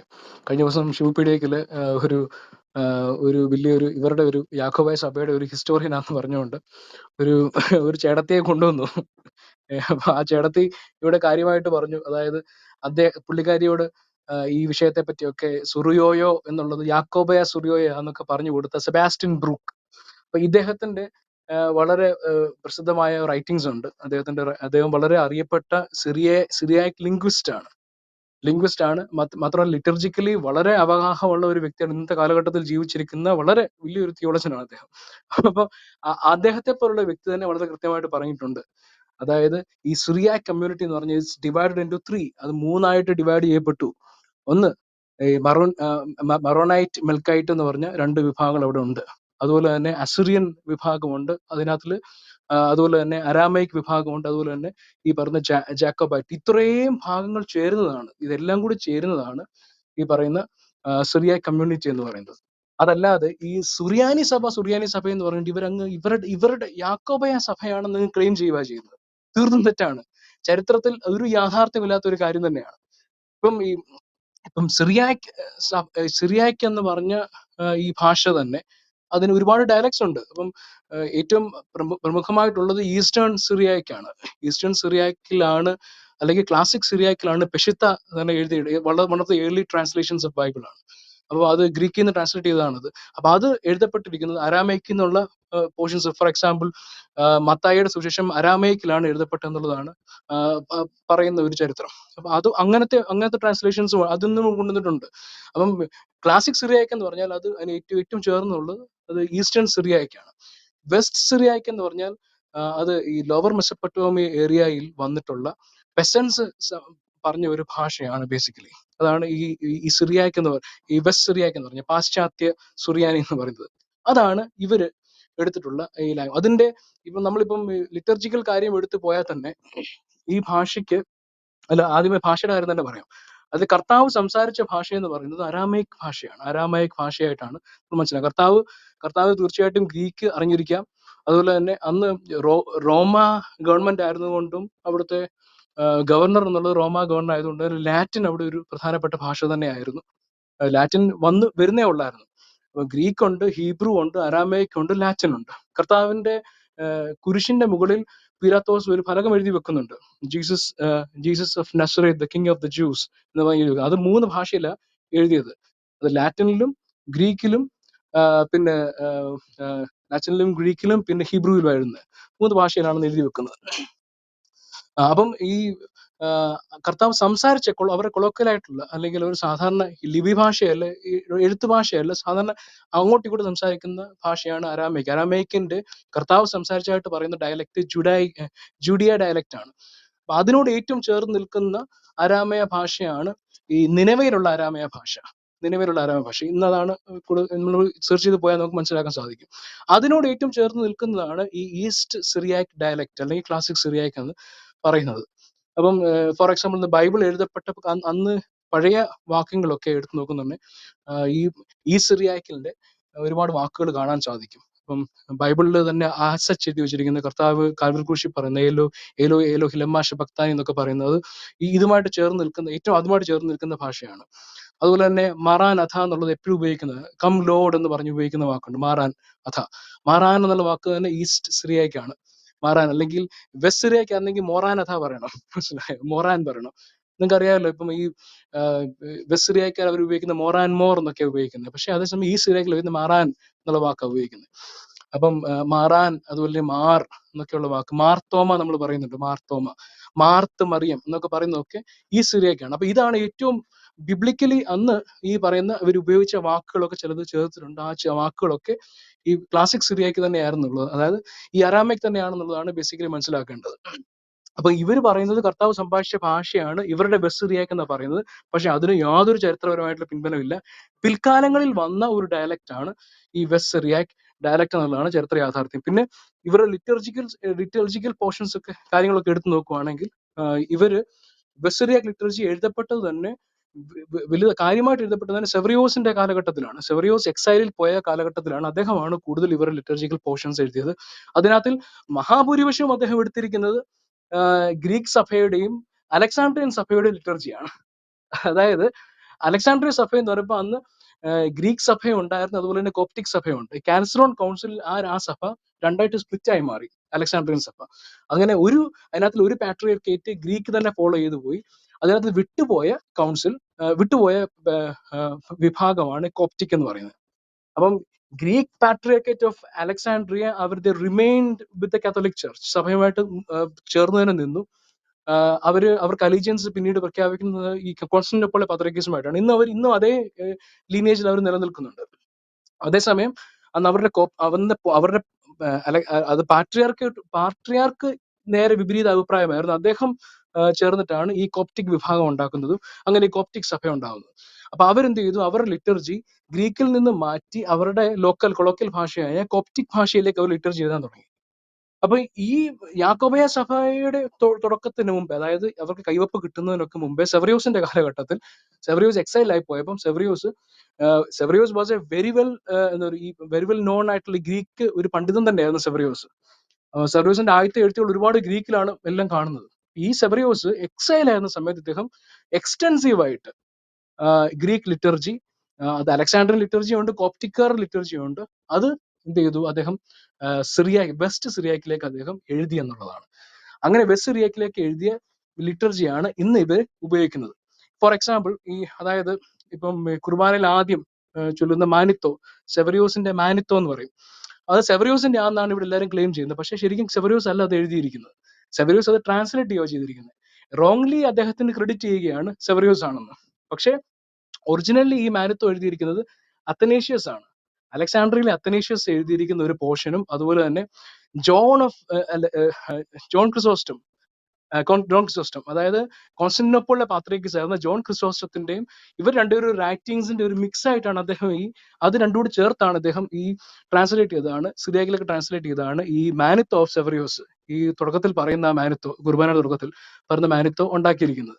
അപ്പൊ സെവറിയോസ് അല്ല ഇത് എഴുതിയിരിക്കുന്നത്. പക്ഷെ റോങ്ലി അദ്ദേഹത്തിന് ക്രെഡിറ്റ് കൊടുക്കുകയാണ്. ശരിക്കും പറഞ്ഞാൽ എഴുതിയത് അത്തനേഷ്യസും ജോൺ ക്രിസോസ്റ്റത്തിന്റെ റൈറ്റിംഗ്സ് ആണ് അത് എടുത്തിരിക്കുന്നത്. അപ്പൊ അങ്ങനെ അത് ഒരു എക്സാമ്പിൾ പറയുന്നത് മാത്രമേ ഉള്ളൂ. അങ്ങനെ ഇവരുടെ ലിറ്റർജി എല്ലാം ഇങ്ങനെ ട്രാൻസ്ലേറ്റ് ചെയ്യപ്പെട്ടാണ് പിന്നീട് എന്ന് പറഞ്ഞിട്ട് ഇവരൊന്നും എഴുതിയിട്ടുള്ളതല്ല, പിന്നീട് ഒരുപാട് പേര് അവർ എഴുതിയിട്ടുണ്ട്. നമ്മൾ അവസാനം പൊളിച്ചടുക്കിയ ഒരു സെതറ ഉണ്ടല്ലോ, ഒരു സെതറ നമ്മൾ പൊടിച്ചെടുക്കുകയായിരുന്നല്ലോ, ഹിസ്റ്റോറിക് ബ്ലണ്ടർ അടിച്ചിറക്കിയ, അതായത് തോമസ് ലേഹിക്ക് പട്ടത്തൊല്ലം തെളിയിക്കാൻ വേണ്ടി എഴുതി വെച്ച സെതറ ഈ കാലഘട്ടത്തിൽ എഴുതിയാന്നാ പറയുന്നത്. ആ സെതറ വരെ പോലത്തെ ഒരുപാട് സെതറകൾ ഇവർ എഴുതി വെച്ചിട്ടുണ്ട്. അത് മനസ്സിലായി. അപ്പൊ ഈ ത്രൂ ഔട്ട് ദി ഹിസ്റ്ററി അവർ ഒരുപാട് സെതറ അവരുടെ ലിറ്റർജിക്കൽ ഒരുപാട് സാധനങ്ങൾ എഴുതിയിട്ടുണ്ട്. അതിനകത്തൊന്നും നമുക്ക് കാര്യമില്ല. പക്ഷെ ബേസിക്കലി ഇവരുടെ സ്ട്രക്ചർ എന്ന് പറയുന്നത്, അതിന്റെ ബേസിക് സ്ട്രക്ചർ ഫ്രെയിംവർക്ക് എന്ന് പറയുന്നത് ഈ ഗ്രീക്ക് സഭയുടെയും, അതുപോലെ ഗ്രീക്ക് സഭയായിരുന്നു അന്ത്യോക്യ സഭ. കാരണം അന്ത്യോക്യ സഭ എന്ന് പറഞ്ഞ ഒരു ഗ്രീക്ക് ഡോമിനന്റ് ആയിട്ടുള്ള ഒരു പ്ലേസ് ആയിരുന്നു. അപ്പൊ ഇപ്പം അന്ത്യോക്യയിൽ അന്ന് സംസാര ഭാഷ ഗ്രീക്ക് ആയിരുന്നു. അവിടെ വന്ന് താമസിക്കുന്നവരെല്ലാം ഗ്രീക്കുകാരായിരുന്നു. അപ്പം അതൊരു ഗ്രീക്ക് സിറ്റിയാണ് ബേസിക്കലി. അപ്പൊ അവിടെയാണ് ഈ സ്പ്ലിറ്റ് ഉണ്ടായിട്ട് ഒരു വിഭാഗം സിറിയ എന്നുള്ള പ്രത്യേകിച്ച് ലോവർ മെസ്സപ്പൊട്ടോമിയ ഏരിയയിലുള്ള ആൾക്കാർ ഉപയോഗിച്ചിരുന്ന പെസൻസ് ഉപയോഗിച്ചുകൊണ്ടിരുന്ന ഒരു ഭാഷ എടുത്തിട്ട് വൈഡ് സ്പ്രെഡ് ആയിട്ട് ഇവരെന്ത് ചെയ്തു, ഇവർ എക്സ്റ്റൻസീവ് ആയിട്ട് ഇവർ ട്രാൻസ്ലേറ്റ് ചെയ്തു. എന്നിട്ട് വൈഡ് സ്പ്രെഡ് ആയിട്ട് ഇവരിത് ആൾക്കാരിലേക്ക് എത്തിച്ചു. സെവറിയോസിന്റെ ചരിത്രത്തിൽ നമ്മൾ അതിനുശേഷമുള്ള യാക്കോബ് പ്രധാനയുടെ ചരിത്രത്തിൽ നമ്മൾ കാണുമല്ലോ. അതായത് ഇദ്ദേഹം പോയിട്ട് പലരെയും വാഴിക്കുന്ന കാര്യത്തെ പറ്റി നമ്മൾ പിന്നീട് പറയാൻ പോകുന്ന കാര്യമാണ്. പക്ഷെ ഞാൻ പറഞ്ഞു വന്നതാണ്, ഈ ലിറ്റർജി ആൾക്കാരിലേക്ക് എത്തുന്നത് ഈ AD 400 500 കാലഘട്ടത്തിലാണ് ഈ വെസ്റ്റ് സിറിയക്കിലേക്കുള്ള കാണുന്നത്. ഇപ്പൊ അതായത് അതിന്റെ ഒരു ബേസിക് വന്നിരിക്കുന്നത് ഈ പറയുന്ന ഈ സെയിന്റ് ജെയിംസിന്റെ ലിറ്റർജിയുമായിട്ട് ചേർത്ത് വെസ്റ്റ് സിറിയാക്കിന്റെ ഭാഗങ്ങൾ വരുന്നതൊക്കെ ഈ AD 400 അത് കാണുന്നത്. അതിന് മുന്നേ അത് കാണുന്നില്ല. അപ്പം ഇവരുടെ ലിറ്റർജി കംപ്ലീറ്റ്ലി വരുന്നത് മുഴുവൻ ഈ 400 500 കാലഘട്ടത്തിൽ സെവറിയോസ് മുഖാന്തരമാണ് കൂടുതലും എഴുതപ്പെട്ടത്. പിന്നെ അതുപോലെ തന്നെ ഇവർ പറയുന്നത് കർത്താവ് സംസാരിച്ച ഭാഷയാണെന്ന് പറയുന്നത് തെറ്റാണ്. നമ്മൾ വിചാരിക്കുന്ന ഡയലക്റ്റ് എന്ന് പറഞ്ഞാൽ ഇപ്പൊ മലയാളത്തിൽ ഇപ്പൊ നമ്മളിപ്പം തിരുവനന്തപുരം ഭാഷയെന്നും അല്ലെങ്കിൽ തൃശ്ശൂർ ഭാഷയെന്നും ഒക്കെ പറയുമല്ലോ. അപ്പൊ മധ്യ തിരുവനന്തപുരം പറയുന്നതിന് കുറച്ചുകൂടി റിഫൈൻഡ് ആയിട്ടുള്ള ഒരു മലയാളമുണ്ട്. അപ്പൊ എന്ന് പറയുന്ന പോലത്തെ ഒരു വ്യത്യാസമല്ല ഇത്. എഴുത്തിലും ലിപിയിലും ഒക്കെ വ്യത്യാസമുണ്ട്, വാക്കുകളുടെ വ്യത്യാസമുണ്ട്, പിന്നെ എല്ലാ രീതിയിലും വ്യത്യാസമുണ്ട്. പിന്നെ അതുപോലെ തന്നെ ഈ structure, how to formulate sentence എന്നുള്ള കാര്യത്തിൽ പോലും കുറച്ച് വ്യത്യാസങ്ങളുണ്ട്. അപ്പൊ അങ്ങനെ ഒരു ഡയലക്റ്റ് ആണെന്ന് പറയുമെങ്കിലും ഒരേ ഭാഷയുടെ അല്ലെങ്കിൽ ഒരേ ഭാഷയുടെ ഒരു ഇതിനകത്തിലാണ് വരുന്നതെങ്കിലും ഇത് വ്യത്യസ്തമായിട്ട് തന്നെ നമ്മൾ കാണണം. കാരണം പിൽക്കാലത്ത് വന്ന ഒരു ഭാഷയാണിത്. അതുകൊണ്ട് തന്നെ പിഷിത്തോ പോലുള്ള ഏറ്റവും പുരാതനമായിട്ടുണ്ടായിരുന്ന ഈ ബൈബിൾ തന്നെ ട്രാൻസ്ലേറ്റ് ചെയ്യപ്പെട്ടത് ഈ ക്ലാസിക് സിറിയാക്കിലാണ്. ക്ലാസിക് സിറിയാക്കാണ് ഈ സിറിയാക്ക്.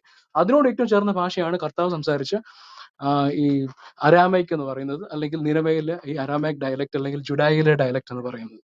അപ്പൊ ഇവര് ക്ലെയിം ചെയ്യുന്ന ഒരു കാര്യം വളരെ തെറ്റ് തന്നെയാണ്. പിന്നെ ലിറ്റർജിയുടെ കാര്യം അത് തന്നെയാണ്. ലിറ്റർജി ഇവർ ട്രാൻസ്ലേറ്റ് ചെയ്ത ലിറ്റർജിയാണ്. കോപ്റ്റിക് സഭയുടെ കാര്യം അത് തന്നെയാണ്. കോപ്റ്റിക് സഭയും പിന്നീടാണ് ഗ്രീക്ക് അലക്സാണ്ട്രിയൻ സഭയുടെ ലിറ്റർജി ഒക്കെ അവർ ട്രാൻസ്ലേറ്റ് കോപ്റ്റിക്കിലേക്ക് മാറ്റുക ചെയ്യുന്നത്. അപ്പൊ ഇവർ രണ്ടുപേരും ഈ ഭാഷാന്തരം ചെയ്യപ്പെട്ട ഒരു ലിറ്റർജിയാണ് ഇവരുടെ, അല്ലാതെ ഇവർ തന്നെ ഉണ്ടാക്കിയെടുത്തതല്ല. പിന്നീട് ആഡ് ഓൺസ് ഒരുപാട്, ഇപ്പം ഈ ഫിലോക്സിനോസ് ഓഫ് മാബൂക്കിലെ ഫിലോക്സിനോസ്, അതുപോലെ തന്നെ സെറൂഗിലെ യാക്കോബ്, അപ്പൊ അങ്ങനെയുള്ളവർ എഴുതിയ ഒരുപാടുണ്ട്. പിന്നെ അതിനുശേഷം വന്നവരും എഴുതിയ ഒരുപാട്, ഞാൻ പറഞ്ഞ ഈ കാലഘട്ടം വരെ, ഈ ലാസ്റ്റ് സെഞ്ചുറീസ് വരെ അവർ എഴുതിയിട്ടുണ്ട്, ഒരുപാട് കാര്യങ്ങൾ ആഡ് ചെയ്തിട്ടൊക്കെ ഉണ്ട്. അതില്ലെന്നല്ല പറഞ്ഞത്. പക്ഷേ ബേസിക് ഫ്രെയിം വർക്ക് അത് എടുത്തിരിക്കുന്നത് ഈ പറയുന്ന ഗ്രീക്ക് സഭയാണ്. അതിന് ഒരുപാട് എക്സാമ്പിൾസ് ഉണ്ട്. സൗമൻ കാരോസ്, കുറിയലൈസോൺ, ഈ പുട്ടിന് ബീര ഇടുന്ന പോലെ എല്ലായിടത്തും ഈ സിറിയാക് ലിറ്റർജിയിൽ ഈ സൗമൻ കാരോസാ പറയുന്നത്. അതെന്താണ്? ഗ്രീക്കാണ്. കുറിയലൈസോൺ ഗ്രീക്കാണ്. അപ്പൊ ഇതൊക്കെ ഗ്രീക്സ് ലിറ്റർജിയുടെ അവർ സ്ഥിരം പറഞ്ഞുകൊണ്ടിരിക്കുന്ന പല കാര്യങ്ങളും മാറ്റാനുള്ള ഒരു വിമുഖത കൊണ്ട് ആ ചില കാര്യങ്ങൾ ബേസിക്കലി എപ്പോഴും പറയുന്നതല്ലേ, കുറിയലൈസോൺ എപ്പോഴും പറഞ്ഞുകൊണ്ടിരിക്കുന്നതാണ്, കർത്താവ് എന്നോട് കരുണ ഉണ്ടാകണമേ. അപ്പം ഈ ഒരു കാര്യം ഇത് ആസ് സച്ച് റിമെയിൻ ചെയ്തു എന്നുള്ളത് തന്നെ ഒരു എക്സാമ്പിൾ ആണ്. അതായത് ഇത് ഗ്രീക്കിൽ നിന്നും എടുത്തു എന്നുള്ളതിനെ പറ്റി. അല്ലാതെ ഒരുപാട് ചരിത്ര തെളിവുകളുണ്ട്. ഞാൻ പറഞ്ഞു, ഒരു സിമ്പിൾ ആയിട്ട് നമുക്ക് ആർക്കും മനസ്സിലാക്കാൻ പറ്റുന്ന ഒരു എക്സാമ്പിൾ ആയിട്ട് അത് പറഞ്ഞു എന്നുള്ള കാര്യം മാത്രമേ ഉള്ളൂ. അപ്പം ഇത് ബേസിക്കലി സഭയുടെ ലാംഗ്വേജ് എന്ന് പറയുന്നത് ഗ്രീക്ക് ആയിരുന്നു. സഭയുടെ ബൈബിൾ എന്ന് പറയുന്നത് സെപ്റ്റജന്റ് ബൈബിൾ ആയിരുന്നു. സെപ്റ്റജന്റ് ബൈബിള് ഗ്രീക്കിലായിരുന്നു എഴുതപ്പെടുന്നത്. ഇന്നും ഒറിജിനൽ ബൈബിൾ നമുക്ക് പറയാനുള്ളത് സെപ്റ്റജന്റ് ബൈബിളേ ഉള്ളൂ. കാരണം ആ സെപ്റ്റജന്റ് ബൈബിൾ ട്രാൻസ്ലേറ്റ് ചെയ്യപ്പെട്ടതാണ്. അതിന്റെ ഒറിജിനൽ എന്ന് പറഞ്ഞാൽ ഈ മറ്റേ ഓൾഡ് ക്ലാസിക് ഹീബ്രു ആണ്. ക്ലാസിക് ഹീബ്രുവിലെ ഒരു മാനുസ്ക്രിപ്റ്റ് നമുക്കിന്ന് അവൈലബിൾ അല്ല. ഇന്നുള്ളത് ഏറ്റവും പഴയതുള്ളത് സെപ്റ്റജന്റ് തന്നെയാണ്. അതിന് ശേഷം ഉള്ളതാണ്, അതിന്റെ കാലഘട്ടത്തിന് ശേഷം 200-300 വർഷത്തിനൊക്കെ ശേഷമാണ് ഈ പറയുന്ന ഡെഡ് സീ സ്ക്രോൾസിനകത്ത് തന്നെ ഉള്ള ഹീബ്രു കിട്ടിയിരിക്കുന്നത്. അപ്പം ഇന്നുള്ളതിൽ ഏറ്റവും ഓൾഡസ്റ്റ് ആയിട്ടുള്ളത് ഈ സെപ്റ്റജന്റ് ബൈബിൾ തന്നെയാണ്. ആ സെപ്റ്റജന്റ് ബൈബിൾ ആയിരുന്നു സഭയുടെ ബൈബിൾ എന്നുള്ളത്. കർത്താവ് ഉപയോഗിച്ചത്, കർത്താവ് സിനഗോഗുകളിൽ പ്രസംഗിച്ചത് ഒക്കെ കോട്ട് ചെയ്യുന്നത് ഈ സെപ്റ്റജന്റിൽ നിന്നാണ്. തിയോളജൻസ് വളരെ കൃത്യമായിട്ട് ആ കാര്യങ്ങൾ എക്സ്ട്രാക്ട് ചെയ്തെടുത്തിട്ടുണ്ട്. കർത്താവ് പറഞ്ഞിരിക്കുന്ന ഫ്രേസസ് ഒക്കെ എടുത്താൽ വളരെ കൃത്യമായിട്ട് സെപ്റ്റജന്റ് ബൈബിളിൽ നിന്ന് ഉള്ളതാണത്. സഭയുടെ ബൈബിൾ എന്നുള്ളത് സെപ്റ്റജന്റ് ബൈബിൾ ആയിരുന്നു. മാത്രമല്ല സഭ പിന്നീട് പുതിയ നിയമത്തിൽ നമ്മൾ കാണുന്ന പുതിയ നിയമത്തിലെ ലേഖനങ്ങളായാലും സുവിശേഷങ്ങളൊക്കെ എഴുതപ്പെട്ടത് ഗ്രീക്ക് ഭാഷയിലാണ്. അപ്പൊ സഭയുടെ ആദ്യത്തെ ഭാഷ ഗ്രീക്ക് ഭാഷയാണ്. അതിൽ നിന്നാണ് മറ്റ് ഭാഷകളിലേക്ക് ഭാഷാന്തരം ചെയ്തിരിക്കുന്നത്. അങ്ങനെ ആദ്യമായിട്ട് ഭാഷാന്തരം ചെയ്യപ്പെട്ട ലാറ്റിൻ, അതുപോലെ തന്നെ ലാറ്റിൻ ഭാഷ, അതിനൊക്കെ ശേഷം വളരെ പിൽക്കാലങ്ങളിലാണ് ഈ പറയുന്ന ഈ വെസ്റ്റ് സിറിയക്കിലേക്ക് റൈറ്റിങ്സ് വരുന്നത്. ഈ സിറിയക്ക് കുറച്ചുകൂടി പുരാതനമാണ്, കാരണം പിശുദ്ധമൊക്കെ അവിടെ നിന്നാണ് വരുന്നത്. എനിവേ ഈ ഒരു ഭാഷ കർത്താവ് സംസാരിച്ചാന്ന് പറയുന്നത് വെറും ഒരു എന്താ പറയുക, ഒരു വെടിയാണ്. അതിനകത്തൊരു അർത്ഥമില്ല. അതല്ല കർത്താവ് സംസാരിച്ച ഭാഷ. കർത്താവ് സംസാരിച്ച അരാമയിക്കാണ്. അതിനോട് ഏറ്റവും ചേർന്ന് നിൽക്കുന്ന ഈ സിറിയായിക്കാണ്. ആ ഒരു പാരമ്പര്യത്തിലാണ് നമ്മൾ വരുന്നത്. തോമസ് ലീഹയും അതുപോലെ തന്നെ ഈ പറയുന്ന അസിറിയൻ സഭയും എഡസയിൽ ഉണ്ടാകുന്ന സഭ, ഇതെല്ലാം പ്രത്യേകിച്ച് ഭാരത സഭയും ഈ ഇത്രയും കാലഘട്ടങ്ങളിൽ നിലനിന്നത് മുഴുവൻ ഈ സിറിയാക് പാരമ്പര്യത്തിലാണ്. അതുകൊണ്ടാണ് നമ്മൾ മാർത്തോമ എന്ന് വിളിക്കുന്നത്. മോർത്തോമയല്ല വിളിക്കുന്നത്, മാർത്തോമയാണ് വിളിക്കുന്നത്. അതുപോലെ തന്നെ മാർത്ത് മറിയമാ പറയുന്നത്. മാറിന്റെ സ്ത്രീലിംഗമാണ് മാർത്ത് എന്നുള്ളത്. അപ്പം മാറെന്നും മാർത്തെന്നും ഒക്കെ നമ്മൾ പറയുമ്പോഴും നമ്മുടെ പള്ളിക്കൊക്കെ മാർത്ത് മറിയെന്നൊക്കെ ഇടാനുള്ള കാരണം അസുറിയൻ സഭകൾ എല്ലാം അങ്ങനെ തന്നെ ഇട്ടു. ത്രൂ ഔട്ട് ദ വേൾഡ് നിങ്ങൾ നോക്കിയാൽ അസുറിയൻ സഭകൾക്കൊക്കെ ഈ മാർത്ത് മറിയം എന്നുള്ള പേരുണ്ട്. ഇവർ കഴിഞ്ഞ ദിവസം ചെവിപ്പിടികളൊക്കെ അടിച്ചുവിട്ടായിരുന്നു. അതായത് ഈ പറയുന്ന ഈ മാർത്തും നെസ്റ്റോറിയൻസിന് മാതാവില്ല, അതുകൊണ്ട് അവർ മാർത്ത. എത്രയോ എക്സാമ്പിൾസ് നമുക്ക് നിങ്ങൾ വെറുതെ ഗൂഗിൾ സെർച്ച് ചെയ്താൽ കിട്ടും. പമ്പര വിഡ്ഢിത്തരമാണ് ഇവരൊക്കെ പറയുന്നത്. ഇവർ പറയുന്നത് വിശ്വസിക്കരുത്. എന്ത് പറഞ്ഞാലും നിങ്ങൾ ഒരു കാര്യം ചെയ്യണം, ജസ്റ്റ് ബേസിക് സെർച്ച്. നിങ്ങളുടെ വിരൽത്തുമ്പിൽ വിജ്ഞാനം അവൈലബിൾ ആണ്. അതുകൊണ്ട് ബേസിക് സെർച്ച് ചെയ്യുക, നല്ലത് മുറുകെ പിടിക്കുക, തെറ്റായിട്ട് പറയുന്നതിനെ അവഗണിക്കുക, അവജ്ഞയോടെ തള്ളിക്കളയുക. മഹാഭൂരിപക്ഷം ഇദ്ദേഹമൊക്കെ പറയുന്നത് മഹാ പണ്ടത്തൊരു അബദ്ധമാണ്. അപ്പം ലിറ്റർജിക്കലി പറഞ്ഞാലും അവർക്ക് ലിറ്റർജിക്കലി ഒരു സുപ്പീരിയോറിറ്റിയും ഇല്ല. കാരണം ഇന്ന് ഈ ലിറ്റർജി അവർ ട്രാൻസ്ലേറ്റ് ചെയ്തത്, ഭാഷാന്തരം ചെയ്ത് കൊണ്ടുവന്ന ലിറ്റർജിയാണ്. അതും പിന്നീട് പലരും ഭാഷാന്തരം ചെയ്തു എന്നുള്ളതാണ്. ഇപ്പം ഫോർ എക്സാമ്പിൾ മലങ്കരയിലെ സഭ ഇവരുടെ തന്നെ ലിറ്റർജി ട്രാൻസ്ലേറ്റ് ചെയ്താണ് ഉപയോഗിക്കുന്നത്, മലയാളത്തിലേക്ക് ട്രാൻസ്ലേറ്റ് ചെയ്തു. അന്ന് കുറിയലായുസനും സൗമ്യകാലസൊക്കെ ഉപയോഗിച്ച പോലെ ഇന്ന് ചെറിയ ചെറിയ ലിറ്റർജിക്കൽ പോർഷൻസിൽ ചെറിയ ഭാഗങ്ങൾ മാത്രം ഇന്ന് സിറിയാക്കിൽ ഉപയോഗിക്കുന്നുള്ളൂ. ബാക്കി മഹാഭൂരിപക്ഷവും മലയാളത്തിലാണ് ഉപയോഗിക്കുന്നത്. അപ്പം അത് വളരെ ബുദ്ധിപൂർവം അല്ലെങ്കിൽ വളരെ ബുദ്ധിമുട്ടി കാശും മുടക്കിയൊക്കെയാണ് ഇത് ട്രാൻസ്ലേറ്റ് ചെയ്യുകയും അതേ ഗദ്യ പദ്യ രൂപത്തിൽ, അതേ ഈണത്തിൽ, അതേ താളത്തിൽ ഒക്കെ അത് ചിട്ടപ്പെടുത്തിയിരിക്കുന്നത്. അപ്പൊ അതിനെയൊക്കെ വില കുറിച്ച് കണ്ടിട്ട് ഞങ്ങളുടെ ലിറ്ററസി നിങ്ങൾ തിരിച്ചിങ്ങിതാന്നൊക്കെ പറയുമ്പോൾ നിങ്ങൾക്ക് എവിടുന്ന് കിട്ടി എന്നുള്ളത് നമ്മൾ ബേസിക്കലി ചോദിച്ചത് ഇവരോട്. നിങ്ങൾക്ക് എവിടുന്ന് കിട്ടി? നിങ്ങളുടെ മുഴുവൻ ട്രാൻസ്ലേഷനാണ്, നിങ്ങളും ഭാഷാന്തരം ചെയ്തെടുത്തതാണ് നിങ്ങൾ. അപ്പൊ എന്നിട്ട് അങ്ങനെ ചെയ്തുകൊണ്ടാണ് ഇവരുടെ ലിറ്റർജിയിൽ വലിയ പ്രശ്നമില്ലാത്തത് കേട്ടോ. കാരണം ഇവരുടെ ഈ തെറ്റായിട്ടുള്ള ഹെറസിസ് ഒക്കെ പിൽക്കാലങ്ങളിൽ വന്നതൊക്കെ കൂടുതലുള്ളൂ. പക്ഷെ ആദ്യമേ ഉള്ള ഭാഗങ്ങളിലൊന്നും ഈ പറയുന്ന വലിയൊരു ഈ പറയുന്ന വലിയൊരു പ്രശ്നമൊന്നും നമ്മൾ കാണുന്നില്ല. കാരണം എന്താ? ഇതൊക്കെ ട്രാൻസ്ലേറ്റ് ചെയ്യപ്പെട്ടവയാണ്. അജയ് കണ്ടിന്യൂ ചെയ്തു. അപ്പൊ ബെഞ്ചി ബ്രദർ പറഞ്ഞത് തന്നെയാണ്. ഇപ്പൊ അവർക്ക് ലിറ്റർജിക്കൽ പ്രൊവനൻസും ഇല്ല. ഇതൊരു വെറുതെ ഒരു ലെജൻഡ് മാത്രമാണ്. അതായത് ഈ ലിറ്റർജി ഒറിജിനേറ്റ് ചെയ്ത് സെയിന്റ് ജെയിംസ്, അതായത് ബ്രദർ ഓഫ് ജീസസ്, യാക്കോസ്ലിയയിൽ നിന്ന് ഒറിജിനേറ്റ് ചെയ്ത ലിറ്റർജി ആണ് എന്നുള്ളത് ഒരു ലെജൻഡ് ആണത്. ഇറ്റ് ഈസ് ജസ്റ്റ് ആട്രിബ്യൂട്ടഡ്, ആളുടെ പേരിൽ ആട്രിബ്യൂട്ട്. യഥാർത്ഥം നമ്മൾ പറഞ്ഞു മാനീസോ, ആ മാനീസോ സെവേറിയസിന്റെ പേരിൽ ആട്രിബ്യൂട്ട് ചെയ്യപ്പെട്ടതാണ്. നിങ്ങൾ ഈ സാധനം ഒന്ന് പഠിച്ചു കഴിഞ്ഞാൽ നിങ്ങൾക്ക് മനസ്സിലാവും ഇതിന്റെ ശരിക്കും ക്രെഡിറ്റ് പോകേണ്ടത് അത്തനേഷ്യസ് ഓഫ് അലക്സാൻഡ്രിയക്കാണ്. ഇന്നും ഗ്രീക്ക് സെയിന്റ് ജെയിംസ്, ഗ്രീക്ക് സഭയ്ക്കും സെയിന്റ് ജെയിംസ് ലിറ്റർജി ഉണ്ട്. അവർക്കും ഈ ഹിം ഓഫ് ഇൻകാർണേഷൻ അവർക്കും ഉണ്ട്. കോപ്റ്റിക് സഭയിൽ ഇന്ന് അവരുടെ ദുഃഖവെള്ളി ആ ടൈമിൽ അവർ ഉപയോഗിക്കുന്നുണ്ട് വലിയ hymn of incarnation. Same to same. നിങ്ങൾ അത് കമ്പയർ ചെയ്ത് പഠിച്ചു നോക്ക്, അപ്പോൾ മനസ്സിലാവും ഈ മാനീസോ ഫെവറിയോസ് എന്ന് പറഞ്ഞ ഇത് വെറും തള്ളാണെന്നുള്ളത്. പിന്നെ ഈ സ്റ്റോമാൻ കാലോസ് കുരിയ ലൈസോൺ എന്ന് പറയുന്നത് ഗ്രീക്ക് വേർഡാണ്. അടുത്ത ബെഞ്ചി ബ്രദർ പറഞ്ഞു, നിങ്ങൾ പ്രശസ്തമായിട്ടുള്ള ലിറ്റർജിസ്റ്റുകൾ പോൾ ബ്രാഡ്ഷോ, ബ്രൈറ്റ്മാൻ, ഇവരുടെ തന്നെ ഓർത്തഡോക്സിൽ തന്നെ ഒരു വലിയൊരു അതോറിറ്റിയാണ് ബേബി വർഗീസ് ലിറ്റർജിയുടെ കാര്യത്തിൽ. ഇന്ന് ഐക്യകണ്ഠേനമായിട്ട്, അവർക്ക് മാത്രമല്ല, ഐക്യകണ്ഠേനമായിട്ടുള്ള അഭിപ്രായം, അതായത് ഇതൊരു ഗ്രീക്ക് ലിറ്റർജിയാണ്, ഇതൊരു ബസീലിയൻ ലിറ്റർജിയാണ്. ഇത് ആ ലിറ്റർജി ഗ്രീക്കിലായിരുന്നു അതിൻ്റെ മൂലഭാഷ. ആ ഭാഷയിൽ നിന്ന് പോസ്റ്റ് കാൽസിഡോണിന് ശേഷം ഇത് ഭാഷാന്തരം ചെയ്യപ്പെട്ടിട്ടുള്ള ഒരു ലിറ്റർജിയാണ്. അതിൻ്റെ ലിറ്റർജിയുടെ അവരുടെ ട്രൈസാഗ്യോൺ തന്നെ അവർ കൊണ്ടുവന്നത് പീറ്റർ ദ ഡയർ അല്ലെങ്കിൽ പീറ്റർ ദ ഫുള്ളറിൻ്റെ കാലഘട്ടത്തിലാണ്. ട്രൈസാഗ്യോണിൽ തന്നെ അവർ ഞങ്ങൾക്ക് വേണ്ടി ക്രൂശിക്കപ്പെട്ടവനെ എന്നുള്ളത് ത്രിത്വസ്തുതിയുടെ കൂടെ ചേർത്തിയിട്ട് അത് ഒരു ക്രിസ്തു ഇതാണെന്ന് അവരാക്കി മാറ്റിയത്. അത് പിൽക്കാലത്ത് വന്നിട്ടുള്ള ഒരു ഡെവലപ്മെൻ്റ് ആണ്. അത് 480കളിലോ അല്ലെങ്കിൽ 455 വന്നിട്ടുള്ള ഒരു ചേഞ്ച് മാത്രമാണ് ട്രൈസാഗ്യോണിൽ തിരുത്തു വന്നിട്ടുള്ളത്.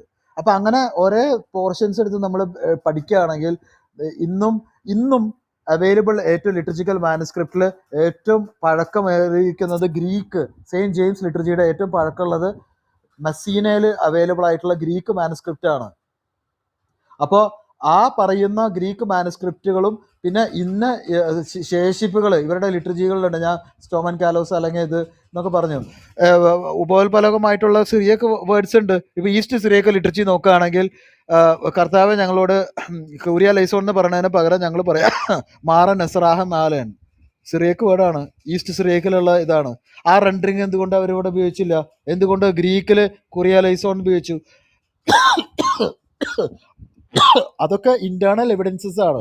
അങ്ങനെ ഈ ലിറ്റർജി തമ്മിൽ കമ്പയർ ചെയ്ത് പഠിക്കുകയാണെങ്കിൽ ഈ ലിറ്റർജി സെയിൻറ്റ് ജെയിംസ് ലിറ്റർജി ഒരു തെറ്റിദ്ധാരണ വേണ്ട. ഇവർ മാത്രമല്ല ഉപയോഗിക്കുന്നത്, അത് മാറോണീത്ത കത്തോലിക്ക സഭയോട് ഐക്യപ്പെട്ടുള്ള മാറോണീത്ത സഭയായാലും മലങ്കര സഭയായാലും സിറിയക് കാത്തലിക് സഭയായാലും ഇനി ആ കാലത്ത് കണ്ടംപററീസ് ആയിരുന്നുള്ള മെൽക്കൈറ്റ് അതായത് ഇമ്പീരിയൽ ചർച്ചിന്റെ ഭാഗമായിട്ടുള്ള ലെവാന്തിലും ഈജിപ്തിലുള്ള സഭകളെല്ലാവരും ഈ സെയിൻറ്റ് ജെയിംസ് ലിറ്റർജി ഉപയോഗിച്ചിരുന്നു. അന്ത്യോക്യൻ സഭ, ഗ്രീക്ക് അന്ത്യോക്യൻ ചർച്ച് ഓഫ് ആന്റിയോക്ക്, അവര് ഈ പറയുന്നത് ഒറിജിനൽ ആന്റിയോക്യൻ ചർച്ച് എന്ന് വേണമെങ്കിൽ പറയാം. അവര് ഗ്രീക്ക് ഈ പറയുന്ന സെയിൻറ്റ് ജെയിംസ് ലിറ്റർജി അവർ ഉപയോഗിച്ചിരുന്നു ഗ്രീക്കിൽ ഇത്. അപ്പോൾ ഇവർക്ക് ഗ്രീക്കിന്റെ പ്രോവനൻസ് പോലും ഇവർക്ക് ഇല്ല എന്നുള്ളത് ആണ് നമുക്ക് സിറിയക് ഇവർ വലിയ വായയിൽ ഇവർ സുറിയാനി എന്നിങ്ങനെ പറയുമല്ലോ. നിങ്ങൾ പേരെടുത്ത് തന്നെ നോക്ക്. നിങ്ങൾ ഈ ലിസ്റ്റ് ഓഫ് പാട്രിയാക്സ് എടുത്ത് നോക്ക്. ആ ലിസ്റ്റ് ഓഫ് പാട്രിയാക്സിനടുത്ത് ആദ്യത്തെ പേരുകളൊക്കെ ഹെറോൺ, ഡെമത്രിയോസ് ഇങ്ങനെ പേരുകളൊക്കെ വന്നിട്ട് പിന്നെ ലാസ്റ്റ് ഒരു 1400-1500 വരുമ്പോൾ പിന്നെ വരുന്നത് അബ്ദുൽ കരീം, അബ്ദുൽ ജബ്ബാർ, ഇങ്ങനെയൊക്കെയാണ് പാത്രിയാർക്കുമാരുടെ പേര് വരുന്നത്. ഞാൻ പറഞ്ഞു വരുന്നത് ഇത്രയേ ഉള്ളൂ. അതായത് ഇത് ഗ്രീക്ക് കംപ്ലീറ്റ്ലി അന്ത്യോക്യൻ സഭ എന്ന് പറയുമ്പോൾ അതൊരു ഗ്രീക്ക് ഓറിയന്റഡ് സഭയായിരുന്നു. ഗ്രീക്ക് ഓറിയന്റഡ് എന്ന് പറയുമ്പോൾ ഗ്രീക്ക് ഭാഷ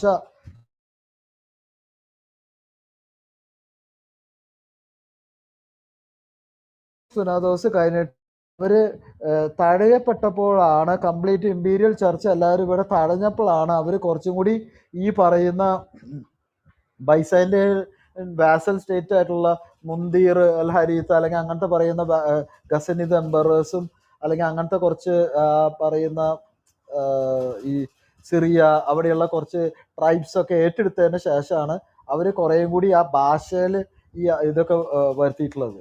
ഞാൻ പറഞ്ഞത് അന്നുണ്ടായിരുന്ന റാഡിക്കൽ ആയിട്ടുള്ളൊരു ചേഞ്ച് വന്നിട്ടില്ല. അപ്പോൾ ഈ ലിറ്റർജിയെ കുറിച്ചിട്ട് ഞാൻ പറഞ്ഞു Paul Bradshaw, J Maxwell, Brightman, apostolic constitution എന്ന് പറയുമ്പോൾ 360-70കളിലുള്ള ഒരു അപ്പോസ്റ്റോളിക് കോൺസ്റ്റിറ്റ്യൂഷനിൽ 8 ഭാഗങ്ങൾ അങ്ങനെ ഉണ്ട്. ഡിഡാസ്കാലി അങ്ങനെ പല ഭാഗങ്ങളുണ്ട്. അതിൽ 8ാമത്തെ ഭാഗത്തിലാണ് ഈ ലിറ്റർജിയെ കുറിച്ചിട്ട് എക്സ്പോണ്ട് ചെയ്തിട്ടുള്ളത്. അതിന്റെ സ്ട്രക്ചറാണ് ഈ ലിറ്റർജി. അത് അപ്പോസ്റ്റോളിക് കോൺസ്റ്റിറ്റ്യൂഷന് അതിന്റെ സ്ട്രക്ചറിലാണ് ഈ ലിറ്റർജി വന്നിട്ടുള്ളത്. സെയിന്റ് സിറിൽ ഓഫ് ജെറൂസലം ഒക്കെ ഈ ലിറ്റർജിയെ കുറിച്ചിട്ട് അന്ന് ഈ ആട്രിബ്യൂഷൻ സെയിന്റ് ജെയിംസിന്റെ ലിറ്റർജി എന്ന ഇതല്ല അവർ പറഞ്ഞിട്ടുള്ളത്. ഈ ലിറ്റർജി അപ്പോസ്റ്റോളിക് കോൺസ്റ്റിറ്റ്യൂഷന്റെ ഒരു ഇതാണെന്നാണ് പറഞ്ഞിട്ടുള്ളത്. അപ്പൊ ഞാൻ പറഞ്ഞു വരുന്നത് ഇത്രയേ ഉള്ളൂ. ഈ സെയിന്റ് ജെയിംസിന്റെ യാക്കോസ്ലിയയുടെ ലിറ്റർജി എന്ന് പറയുമ്പോൾ it is only mere attribution. മാനീസോ എന്ന് പറഞ്ഞ മാനിത്തോ എന്നവർ പറയുമ്പോൾ അത് മിയർ ആട്രിബ്യൂഷൻ മാത്രമാണ്. അവരല്ല അതിന്റെ ഒറിജിനൽ അത് കോയിൻ ചെയ്തിട്ടുള്ളതോ ആ ഫോർമുലേറ്റ് ചെയ്തിട്ടുള്ളതോ അല്ലെങ്കിൽ അവരല്ല അത് ഇത് ചെയ്തിട്ടുള്ളത്. അപ്പൊ അത് നിങ്ങൾ കമ്പാരിറ്റീവ് സ്റ്റഡി നിങ്ങൾ ഗ്രീക്ക് ലിറ്റർജി ആയിട്ട് തന്നെ സെയിന്റ് ജെയിംസ് ലിറ്റർജിയും ഗ്രീക്ക് ലിറ്റർജിയും ഇത് സൈഡ് ബൈ സൈഡ് ആയിട്ട് പഠിക്കണമെങ്കിൽ ഞാൻ പറഞ്ഞ ബുക്സുകളൊക്കെ, അതായത് ബ്രൈറ്റ്മാൻ്റെ ബ്രാഡ്ഷയുടെ ബുക്ക്, അതിൻ്റെ അകത്ത് എല്ലാ ലിറ്റർജിയെ കുറിച്ചിട്ട് എഴുതിയിട്ടുണ്ട്. കമൻട്രി അല്ല, എല്ലാ ലിറ്റർജി A to Z എഴുതിയിട്ടുണ്ട്. അപ്പോൾ ഈ ലിറ്റർജി ആ ലിറ്റർജി ഇങ്ങനെ കമ്പയർ ചെയ്യാൻ പറ്റും. നമുക്ക് ആ ലിറ്റർജിയെ കുറിച്ച് കമ്പയർ ചെയ്യാൻ പറ്റും. അങ്ങനത്തെ ലിറ്റർജി എക്സ്പേർട്സിന്റെ this liturgy only originated also in the 4th century. ഈ liturgy originated in the 4th century only. അപ്പം അങ്ങനെ എല്ലാം കൂടി നമ്മൾ ഇത് ചെയ്യുകയാണെങ്കിൽ ലിറ്റർജിയുടെ കാര്യത്തിൽ ഇവർക്ക് പ്രോവനൻസ് ഇല്ല. ഭാഷയുടെ കാര്യത്തിൽ ബെഞ്ചി ബ്രദർ നേരത്തെ പറഞ്ഞു, ഇവർക്ക് ഈസ്റ്റ് സിറിയക്ക് അതായത് ക്ലാസിക്കൽ സിറിയാണ് എസ്ത്രാഞ്ചലോ സ്ക്രിപ്റ്റിന്റെ ഏറ്റവും അടുത്ത് നിൽക്കുന്ന ഈസ്റ്റ് സിറിയക്കിന്റെ കഴിഞ്ഞിട്ടാണ് ഈ പറയുന്ന ഈ വെസ്റ്റ് സിറിയക്ക് തന്നെ വരുന്നത്. സെർത്തോ അല്ലെങ്കിൽ തുറോയോ എന്ന് പറയുന്ന സ്ക്രിപ്റ്റ് തന്നെ വരുന്നത്. അവരുടെ ഭാഷ തന്നെ നമുക്ക് ഇത് കേട്ടാൽ തന്നെ അറിയില്ലേ. കുറോബോ എന്ന് അവർ കുർബാനേനെ വിളിക്കുക. കുർബാനേനെ അവർ കുറോബോ, ഇവിടുത്തെ ആൾക്കാർ അതിന് കുർബോനോ എന്ന് പറയും. അപ്പൊ കംപ്ലീറ്റ്ലി എൻറ്റയർലി ഒരു ഡിഫറെൻ്റ് ആയിട്ടുള്ള ഒരു ഡയലക്റ്റ് ആണ്. നമുക്ക് കേട്ടാൽ തന്നെ ഒരു ഫോറിൻ ആയിട്ട് തോന്നുന്ന ഒരു ഡയലക്റ്റ് ആണ് ഇവർ അഡോപ്റ്റ് ചെയ്തിട്ടുള്ളത്. അവരുടെ റെമനന്റ് പോർഷനിലുള്ള ലിറ്റർജിയിലൊക്കെ അവർ ഈ പർട്ടിക്കുലർ ഡയലക്റ്റ് വെസ്റ്റ് സിറിയക്ക് ഡയലക്റ്റിലാണ് ഇവർ ഇത് ചെയ്തിട്ടുള്ളത്. അതുകൊണ്ടാണ് നമ്മുടെ ഇതിപ്പോ ഇന്നത്തെ ടോപ്പിക് അല്ലാത്തതുകൊണ്ട് ഞാൻ അത് ആദ്യത്തില് നിരണ ഗ്രന്ഥാവലി, അതായത് ഓർത്തഡോക്സിന്റെ വലിയൊരു സോഴ്സാണ്. അതിനകത്ത് തന്നെ പറഞ്ഞു തന്നതെന്ന് വെച്ചാൽ 150 വർഷത്തോളം എടുത്തു ഇവിടുത്തെ ആദ്യം ആയിട്ട് ഇവിടുത്തെ അന്ത്യോക്യയിൽ നിന്ന് യാക്കോബായ സഭയിൽ നിന്ന് മെത്രാമാര് വന്നതിന് ശേഷം 150 വർഷ ഒരു പരിശ്രമം മൂലമാണ് ഈ ഭാഷ ലിറ്റർജി എല്ലാം പൂർണ്ണമായിട്ടും അത് വെസ്റ്റ് സിറിയക്കും അല്ലെങ്കിൽ യാക്കോസ്ലിയുടെ ലിറ്റർജിയിലേക്കും ഒക്കെ ആക്കി മാറ്റിയത്. അതൊരു 150 വർഷത്തിന്റെ ഒരു പ്രയത്നം കൊണ്ടാണ്. അപ്പോൾ പറഞ്ഞു വരുന്ന ഇത്രയേ ഉള്ളൂ. അതിന് ഇവർക്ക് ഒന്നിലും പ്രോവനൻസ് പറയാനില്ല. നമ്മളിപ്പോ ഇന്നത്തെ ഫുൾ സെഷൻ നമ്മുടെ എന്തായിരുന്നു, നമ്മൾ ചരിത്രം നോക്കി. ചരിത്രത്തിൽ ഇവരുടെ എവിടെ എന്തെങ്കിലും റെമനൻസ് ഉണ്ടോ? ഇല്ല. യാക്കോബായ സഭയുടെ ഈ 1500 കൊല്ലത്തിൻ്റെ അകത്ത് ഇവരുടെ എന്തെങ്കിലും ഉണ്ടോ? ഒരു വെസ്റ്റീജെങ്കിലും അവർക്കുണ്ടോ? ഇല്ല. അവർക്ക് എന്തെങ്കിലും ലാംഗ്വേജിൽ എന്തെങ്കിലും പ്രൊവനൻസ് ഉണ്ടോ? ലാംഗ്വേജിൽ ഇല്ല. ലിറ്ററേച്ചറിൽ പ്രൊവനൻസ് ഉണ്ടോ? ലിറ്ററേച്ചറിൽ പ്രൊവനൻസ് ഇല്ല. പിന്നെ അവർക്ക് എന്താ നമ്മൾ പറയാ, അവരുടെ ഈ പറയുന്ന ഹോൾഡ് ചെയ്യുന്ന ക്രിസ്റ്റോളജി കാര്യങ്ങളൊക്കെ, അതിനു വേണ്ടിയിട്ട് നമ്മൾ ഇത്തിരി ഡൈവേർട്ടായി പോയത്. അതിൻ്റെ അകത്ത് പോലും അവർക്ക് പ്രൊവനൻസ് ഇല്ല.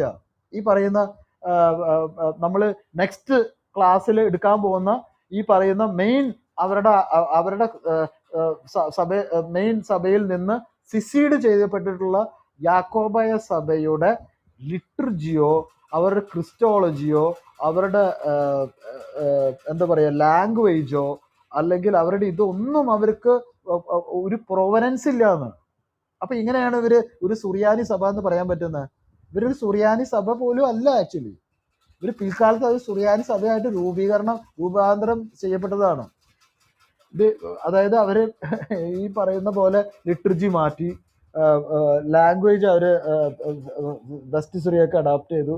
അങ്ങനെ കാലക്രമേണ പിന്നെ അവര് പതുക്കെ ഈ ടെറിട്ടറിന്ന്, അന്ത്യോക്യൻ ടെറിട്ടറിന്ന് അവര് പേര് മാത്രമുള്ളവർക്ക് ആന്റിയോക്ക്, പക്ഷെ അവര് കംപ്ലീറ്റ് കുറെ കൂടി ഈസ്റ്റ് സൈഡും സൗത്ത് സൈഡും ഒക്കെ ആയിട്ട് അവര് സ്കാറ്റേർഡ് ആയപ്പോൾ അവിടുത്തെ ഭാഷകളെല്ലാം അവരെ അഡോപ്റ്റ് ചെയ്തു. നിങ്ങൾക്ക് മനസ്സിലാവും അന്നത്തെ അന്ത്യോക്ക് എന്ന് പറയുമ്പോൾ വലിയൊരു കോസ്മോപോളിറ്റൻ, വലിയൊരു കോൺസ്റ്റാന്റിനോപ്പിൾ, കോൺസ്റ്റാന്റിനോപ്പിളിനേക്കാളും മുമ്പ് അന്ത്യോക്ക ആയിരുന്നു ആ റീജിയനിൽ ഏറ്റവും വലിയൊരു മെട്രോപോളിസ്. പിന്നെയാണ് കോൺസ്റ്റാന്റിനോപ്പിൾ വലിയ എംപറർ ആളുടെ ഇങ്ങോട്ട് മാറിയപ്പോഴാണ് അതിനൊരു പ്രിവേലൻസ് വന്നു തുടങ്ങിയത് കോൺസ്റ്റാന്റിനോപ്പിൾ. അപ്പൊ ആ അന്ത്യോക്കിന്റെ കൾച്ചറാണോ പിൽക്കാലത്ത് ഇവന്മാരുടെ കൾച്ചർ? ഇതൊക്കെ ഇങ്ങനത്തെ എല്ലാ കമ്പാരിസൺ സ്റ്റഡീസ് വെച്ച് നോക്കുമ്പോൾ നമുക്ക് വളരെ ദയനീയമായ ഒരു അവസ്ഥ. ഇവർക്ക് 1500 കൊല്ലത്തിൻ്റെ അകത്ത് ഇവർക്ക് ഒരു ചുക്കും ചുണ്ണാമ്പുണ്ടായിരുന്നില്ല. അതാണ് അതിന്റെ ഫാക്ട്. നമ്മൾ നേരത്തെ പറഞ്ഞിട്ടുള്ള ഹിസ്റ്റോറിക്കൽ കാര്യങ്ങളൊക്കെ യൂസേബിയസിന്റെ, സാധാരണ ഹിസ്റ്റോറിയൻസ് അല്ലല്ലോ യൂസേബിയസ്, നിങ്ങൾക്ക് അറിയാം സഭയുടെ main ചരിത്രകാരനാണ്. Ecclesiastical history, ഹെഫലയുടെ church history, അങ്ങനെ കുറെ ഹിസ്റ്ററിയും കുറെ ബുക്സ് ഒക്കെ നമ്മൾ റെഫർ ചെയ്തിട്ടാണ് നമ്മൾ ഈ കാര്യങ്ങളെല്ലാം പറയുന്നത്. അല്ലാതെ നമ്മൾ വെറുതെ ഒരു ഇത് ചെയ്തിട്ടല്ല. വേറെ എന്തെങ്കിലും ടച്ച് ചെയ്യാനുണ്ടോ? ഇനി നമ്മൾ ആദ്യത്തെ ഏർലി അപ്പോസ്റ്റോളിക് ഫാദേഴ്സ് കണ്ടു, അതിനകത്ത് നമ്മൾ കണ്ടോ ഈ ഇവരുടെ ഒന്നുമില്ല. ഏർലി ചർച്ച് ഫാദേഴ്സ് കണ്ടു, അതിനകത്ത് ഇവന്മാരുടെ എന്തെങ്കിലും ഉണ്ടോ? Early apostolic church fathers, early church ഫാദേഴ്സിന്റെ അകത്തുള്ള അപ്പോ എന്താ പറയാ അന്ത്യോക്യൻ സഭ എങ്ങനെയാണ് റോമയിലെ സഭയിലെ കണ്ടിട്ടുള്ളതെന്ന് അവരുടെ ടെസ്റ്റിമണീസ് ഉണ്ട്. ഇഗ്നേഷ്യസ് ഓഫ് ആന്റിയോക്കും അങ്ങനത്തെ ഉള്ള വലിയ ടെസ്റ്റിമണീസ് അവിടെ ഉണ്ട്. അപ്പൊ ഇവർക്ക് ഒന്നുമില്ല എന്നുള്ളതാണ് അതിന്റെ ഫാക്ട്. ഒന്നുമില്ല, സീറോ. നിങ്ങൾ അത് ശരിക്കും പഠിച്ചു കഴിഞ്ഞാൽ നിങ്ങൾക്ക് മനസ്സിലാവും. നിങ്ങൾക്ക് ഇപ്പോഴും എന്താണ് ഇവർ ഈ റോമിൽ ഇങ്ങനെ റോന്ത് ചുറ്റുന്ന ഇവരുടെ പാത്രക്കാർക്ക് ഇന്ന് നിങ്ങളൊന്ന് ആലോചിക്കുക. അതിൽ നിന്ന് മാത്രം തുടങ്ങട്ടെ നിങ്ങളുടെ അന്വേഷണം. ഓക്കെ, ജസിം ബ്രോ കുറെ നാളല്ലോ. ജസിം ബ്രോ ഉണ്ടോ അവിടെ? ജസിം ബ്രോ ഇല്ലേ? അത് ബെഞ്ചി ബ്രദർ സംസാരിക്കോ? നമ്മള് ഓൾമോസ്റ്റ് എനിക്ക് തോന്നുന്നില്ല ഇന്ന് നമ്മൾ പറയാൻ ബാക്കി വെച്ചിരിക്കുന്നത് ഈ അന്ത്യോക്യയിലെ പാത്രിക്കീസ്മാരുണ്ട്. അതായത് ഈ നമ്മൾ ഇഗ്നാത്യോസ് മുതലാ തുടങ്ങിയത്, അവിടുന്ന് തൊട്ട് ഇങ്ങോട്ട് താഴോട്ട് വരുമ്പോൾ ഈ നമ്മൾ ഓസ്താത്യോസിന്റെ കാര്യം പറഞ്ഞു. ആദ്യമായിട്ട് പാത്രികീ സ്ഥാനത്തിലേക്ക് വരുന്ന ആ വ്യക്തിയാണ് നിക്കിയ കൗൺസിലിൽ. അതിനുശേഷം വരുന്ന ചരിത്രമാണ് നമുക്കിനി പറയാനുള്ളത്. അപ്പൊ അത് സെവറിയോസ് വരെയുള്ള ചരിത്രമാണ് പിന്നെയും പറയാനുള്ളത്. ഇന്ന് പറയണോ അതോ ഇനി അടുത്തതിനകത്ത് പറഞ്ഞാൽ മതിയോ? നമ്മൾ 500 വരെയുള്ളത് കവർ ചെയ്താൽ മതി. ഇനി നമുക്ക് എന്തെങ്കിലും ടച്ച് ചെയ്യാനുണ്ടോ? 500 വരെയുള്ളത് നമ്മൾ എഫെസിസ്, കോൺസ്റ്റാന്റിനോപ്പിൾ, നിക്കിയ, കാൽസിഡോൺ ടച്ച് ചെയ്തില്ലേ? കാൽസിനോടൊക്കെ പിന്നെ നമ്മ അതൊക്കെ പറഞ്ഞു. ഇനിയിപ്പോ ഞാൻ പറഞ്ഞു ഈ പറഞ്ഞു. ഒരൊറ്റ ഈ പാത്രിക്കീസുമാരുടെ വിഷയങ്ങൾ മാത്രമേ ഉള്ളൂ ഇനി നമുക്ക് ടച്ച് ചെയ്യാനുള്ളത്. ആ അതായത് ആ നമുക്ക് അതിനകത്ത് പറയാനുള്ള മറ്റേ ആ മറ്റേ ഹെനോട്ടിക്കോണും കൂടി ഒന്ന് ബെഞ്ച് ബ്രദർ ടച്ച് ചെയ്തു. അപ്പൊ പിന്നെ 500 വരെ ആയി. ഓക്കെ. അപ്പൊ ആ ഹെനോട്ടിക് ഹെനോട്ടിക്കോണും പിന്നെ പാത്രിയാർക്കിന്റെ കൂടി കഴിഞ്ഞാൽ പിന്നെ നമ്മുടെ ഹിസ്റ്റോറിക്കലി നമ്മൾ എല്ലാം കവർ ചെയ്തു. നമുക്ക് ഇനി ബ്രദറെ ഒന്നുമില്ല. ലിറ്റർജി. ബ്രദറെ ഒരു ആ ഡൗട്ട്. പറഞ്ഞോ. ഈ റൂം ഇട്ടതാരാ? ഈ റൂം നമ്മളൊക്കെ തന്നെ, നമ്മളെല്ലാരും. അങ്ങനെയല്ല വേറെ അങ്ങനെയല്ല അങ്ങനെയല്ല. ഇതൊന്ന് ഡൗൺലോഡ് ചെയ്തിട്ട് ഇത് നമുക്ക് നഷ്ടപ്പെട്ടു പോകാതെ യൂട്യൂബിൽ അങ്ങനെ അപ്ലോഡ് ചെയ്യണം. ഇപ്പൊ റൂം ഇട്ട ആൾക്ക് 1 മിനിറ്റ് കൊണ്ട് ഓഡിയോ ഡൗൺലോഡ് ചെയ്യാം. ഓക്കെ, അത് ചെയ്യാലോ. കാരണം അത് ഇത് ഇത്രയും ബ്രദറിന് ഇത്രയും എത്തിക്കേണ്ട ഇത്ര കേസുകളുള്ളൂ. അതൊന്നും കുഴപ്പമുള്ള കാര്യമല്ല. ജയതയ്ക്ക് വാട്സപ്പില് ആ ആ ആ പിതാവ്, അതും കൂടെ ഒന്ന് ചോദിച്ചോട്ടെ. ഞാനിപ്പോ വീഡിയോ ചെയ്യാനായിട്ട് റെഡി ആയിക്കൊണ്ട് ചെറിയാൻ ഇട്ട ആ പോസ്റ്റിലുള്ള ആ പിതാവ് ശരിക്കും യാക്കോബ സഭയുടെ പാർട്ട് തന്നെയാണോ, അതോ ഏതെങ്കിലും ഒരു ഈ യാക്കോബ സഭയിൽ നിന്ന് പിളർന്നു പോയ ഒരു വിമത അത് വിഭാഗത്തിന്റെ വല്ല ഞാൻ പാർട്ടാണോ? അല്ലല്ല ആ പിതാവിന്റെ പേര് കോട്ടയം തിമോത്തിയോസ് തോമസ് എന്ന് പറഞ്ഞിട്ട് കോട്ടയം ഡയസിസിന്റെ യാക്കോബായ സഭയുടെ മെത്രാനാണ് ആ പ്രസംഗിച്ചിട്ടുള്ളത്. കോട്ടയം പുള്ളിയുടെ പേരുന്ന തിമോത്തിയോസ് തോമസ് അല്ലേ ബെഞ്ചി ബ്രദറെ? അതെ അതെ അതെ അതെ അതെ അതെ കോട്ടയം ഭദ്രാസനം, കോട്ടയം ഭദ്രാപുരത്തെ. ഓക്കെ. ഓക്കെ. അപ്പൊ ഇതിന്റെ ആ വോയിസ് ക്ലിപ്പ് ഒന്ന് എനിക്ക് അയച്ചു തരുമായിരുന്നെങ്കിൽ എളുപ്പമുണ്ടായിരുന്നു. ഞാൻ അപ്ലോഡ് ചെയ്യാം. അല്ലെങ്കിൽ ഇതെന്നെ പ്രശ്നം ആ തന്നെയാ അതെ. നമ്മൾ ഇതെല്ലാം ഇത്ര കഷ്ടപ്പെട്ട് സമയമെടുത്ത് പറഞ്ഞിട്ട് പിന്നീട് അത് റെഫർ ചെയ്ത് ഇത് നഷ്ടപ്പെട്ടു പോകും. അപ്പൊ യൂട്യൂബിലൊക്കെ കിടക്കുവാണെങ്കിൽ അത് പിന്നീടും ആളുകൾക്ക് വേണമെങ്കിൽ കേൾക്കാമല്ലോ. Okay, thank you. കുഴപ്പമില്ല. ഓക്കെ. അപ്പൊ നമ്മള് ബെഞ്ചി ബ്രദർ നമ്മൾ കണ്ടിന്യൂ ചെയ്തോ. അതിൽ പറഞ്ഞു നിർത്തിയത് ഈ ഒസ്താത്യോസ് മുതലുള്ള ചരിത്രമാണ്. ഇപ്പൊ നിങ്ങളിപ്പം ഈ സിറിയാക്ക് ഓർത്തഡോക്സ് സഭയുടെ, അതായത് യാക്കോബായ സഭയുടെ അവരുടെ പാത്രിക്കീസുമാരെ ലിസ്റ്റ് എടുത്ത് വെക്കുന്നുണ്ട്. ഇവർ ആദ്യം മുതൽ പത്രോസ് മുതലുള്ള ചരിത്രം പറയുന്നുണ്ട്. അപ്പോൾ നിങ്ങൾ ജസ്റ്റ് സെർച്ച് ചെയ്തു ലിസ്റ്റ് ഓഫ് പാട്രിയാർക്സ് ഓഫ് അന്ത്യോക്ക് എന്ന് അടിച്ചു നോക്കിയാൽ ഇവരുടെ തന്നെ വെബ്സൈറ്റ് ഉണ്ട്. സിറിയാക്ക് ഓർത്തഡോക്സ് റിസോഴ്സസ് .org എന്ന് പറഞ്ഞ ഒരു വെബ്സൈറ്റ് ഉണ്ട്. അത് വരും. ഗൂഗിൾ സെർച്ച് ചെയ്താൽ 2-3 ലിസ്റ്റിനകത്ത് അത് വന്നിരിക്കും. നിങ്ങൾ എടുത്ത് നോക്കിയാൽ 24ാമത്തെ പാത്രിക്കീസാണ് ഈ ഓസ്താത്യോസ്. പുള്ളിയാണ് ഈ നിക്ക കൗൺസിൽ ഉണ്ടായിരുന്നത്. അത് കഴിഞ്ഞിട്ട് ലിസ്റ്റ് നിങ്ങൾ നോക്കണം. അവിടെ ഒരു ചിലർക്ക് നോക്കുമ്പോൾ അത് ഓറഞ്ചിലായിരിക്കും, ചിലർക്ക് നോക്കുമ്പോൾ റെഡ് ആയിരിക്കും. അവിടെ എഴുതിയേക്കുന്ന കാണണം. അതായത് the Arians took control of the see of the Antioch and appointed the following patriarchs എന്ന് പറഞ്ഞിട്ട് ഒരു ലിസ്റ്റ് അവർ പറയുന്നുണ്ട്. യുലാലിയസ്, പിന്നെ യൂഫോർണിയസ്, ഫിലാക്ലസ്, സ്റ്റെഫാനോസ്, ലിയോൺസ്, യൂഡോക്സിയോസ്, യുക്സോനിയോസ്, അങ്ങനെയൊക്കെ 360 വരെ. അതായത് 325 കൗൺസിലിന്റെ കാലഘട്ടത്തിന് ശേഷം, അല്ലെങ്കിൽ 337 ഈ ഒസ്താത്യോസ് മാറുന്നത്. അതിനുശേഷം ഈ 360 വരെയുള്ള കാലഘട്ടത്തിൽ ആരിയൻസ് അത് ടേക്ക് ഓവർ ചെയ്തെന്ന് അവർ പറയുന്നത്. മനസ്സിലായി? അപ്പം ഈ അന്ത്യോക്യ പാട്രിയാർക്കേറ്റിന്റെ ഒരു അവസ്ഥയാണ് ബേസിക്കലി പറയുന്നത്. അതായത് വേദവിപരീതികളിൽ നിന്ന് സഭ പ്രഖ്യാപിച്ചവര് ടേക്ക് ഓവർ ചെയ്തു എന്നാണ് ഇവർ തന്നെ പറയുന്നത്. ആ ഒരു ലിസ്റ്റ്, അതായത് ഇത്രയും വർഷത്തെ ലിസ്റ്റ് 1, 2, 3, 4, 5, 6, 7 പാത്രിക്കീസുമാര് വേദവിപരീതികളായിരുന്നു അവരുടെ ഈ അന്ത്യോക്യ സഭയുടെ. അതിനുശേഷം 25ാമത്തെ ലിസ്റ്റ്, അത്രയും പേരെ വിട്ടിട്ടാണ് പിന്നെ അവിടുത്തെ ലിസ്റ്റ് 25 എന്ന് ഇവർ പറയുന്നത്. പക്ഷെ ഇവരൊക്കെ റിയലി പാത്രിക്കീസുമാരായിരുന്നവരാണ്. പക്ഷെ അങ്ങനെ ലിസ്റ്റ് അങ്ങനെ മാറ്റാൻ പറ്റില്ല. ഇവർക്ക് തോന്നിയ പോലെ ചെറി പിക്കിംഗ് ആണ് ചെയ്തു വെച്ചിരിക്കുന്നത്. 25ാമത്തെ എന്ന് പറഞ്ഞിട്ട് മെലീഷ്യസ് എന്നുള്ള അടുത്ത ആളുടെ പേര് പറയുന്നുണ്ട്. സെയിന്റ് ഫ്ലാവിയൻ എന്നൊക്കെ പറയുന്നുണ്ട്. പിന്നെ അതിനുശേഷം മാക്സിമസ് വരെയുള്ള ചരിത്രം പറയുന്നുണ്ട്. പിന്നെ അതിന് 32ാമത്തെ ആള് മാക്സിമസ് കാൽസിഡോൺ, അവിടെ എഴുതിയിരിക്കുന്ന maximus abdicated and the Chalcedonian seized control over the see of Antioch and appointed the following patriarchs എന്നാ പറയുന്നത്. ഈ മാക്സിമസ് അങ്ങനെ ചെയ്തെന്ന് പറയുമ്പോൾ അതിന്റെ അർത്ഥം എന്താ നിങ്ങൾ മനസ്സിലാക്കേണ്ടത്. അതായത് അന്ന് കാൽസിഡോൺ കൗൺസിലിൽ ഈ സഭ അങ്ങ് കാൽസിഡോൺ കൗൺസിൽ നടന്ന സമയത്ത് അന്ന് അന്ത്യോക്യ സഭയുടെ ഭാഗമായിട്ട് വന്ന മാക്സിമസ് എന്നുള്ള പാത്രിയാർക്കീസ്, അദ്ദേഹം ഈ അന്ന് കാൽസിഡോൺ കൗൺസിലിന്റെ പക്ഷമായിരുന്നു എന്നുള്ളതാണ്. മനസ്സിലായി? അപ്പൊ സഭ അന്ന് സ്കിസത്തിലേക്ക് പോയെന്ന് പറയുമ്പോൾ സ്കിസത്തിലേക്ക് പോയത് ഒരേ ഒരു വിഭാഗമാണ്, അത് കോപ്റ്റിക് വിഭാഗമാണ്. അലക്സാണ്ട്രിയൻ ഹോളി സീ മുഴുവൻ പോയി എന്ന് നമുക്ക് പറയാൻ പറ്റത്തില്ല. കാരണം എന്താ, അന്ന് തൊട്ട് തന്നെ അത് 2 പാട്രിയർക്കേറ്റ് രണ്ടായിട്ട് സ്പ്ലിറ്റ് ആയിപ്പോയി. ഒന്ന് ഗ്രീക്ക് പാട്രിയർക്കേറ്റ് ഓഫ് അലക്സാണ്ട്രിയയും അതുപോലെ തന്നെ കോപ്റ്റിക് പാട്രിയർക്കേറ്റ്, അങ്ങനെ രണ്ടായിട്ട് സ്പ്ലിറ്റ് ആയി. അപ്പൊ ഈ 4 പാട്രിക്കേറ്റ്സിനകത്തിൽ ഒരു പാട്രിക്കേറ്റിന്റെ ഒരു പകുതി വിഭാഗം മാത്രമാണ് അന്ന് സ്കിസം വന്ന് സഭ വിട്ടു പോകുന്നത്. അന്ന് അന്ത്യോക്യ സഭ remain with the whole church. അപ്പൊ സഭയുടെ കൂടെ തന്നെയായിരുന്നു എന്ന് പറഞ്ഞാൽ അവിടുത്തെ പാത്രിക്കീസ് ആയിരുന്ന ഓസ്താത്യോസ് അല്ലെങ്കിൽ യുസ്താത്യോസ്. അദ്ദേഹം കാൽസിഡോൺ കൗൺസിലിൽ അംഗീകരിച്ച് അവിടെ ഒട്ടിട്ട് പോയ പാത്രിക്കീസുമാരിൽ ഒരാളാണ് ഈ ഓസ്താത്യോസ്. അത് സോറി മാക്സിമസ്. അതായത് 32ാമത് അവരുടെ ലിസ്റ്റിൽ പറയുന്ന ആള് 449 മുതൽ 455 വരെയുള്ള കാലഘട്ടത്തിലുണ്ടായിരുന്ന പാത്രിക്കീസ് ആണ് ഈ മാക്സിമസ്. അപ്പൊ മാക്സിമസ് അബ്ഡിക്കേറ്റഡ് എന്ന് ഇവർ പറയുന്നത് പക്ഷേ പച്ച കള്ളത്തരമാണ്. നിങ്ങൾ ബാക്കിയുള്ള ലിസ്റ്റ് പലതും വിക്കി ഓർത്തഡോക്സിനകത്ത് കിട്ടും, അതുപോലെ വിക്കിപീഡിയയിലായാലും കിട്ടും, നിങ്ങൾക്ക് ആ ലിസ്റ്റ് കാണാൻ പറ്റും. അപ്പൊ അവിടെ ഈ മാക്സിമസിന് ശേഷം ഒരു മിനിറ്റ്,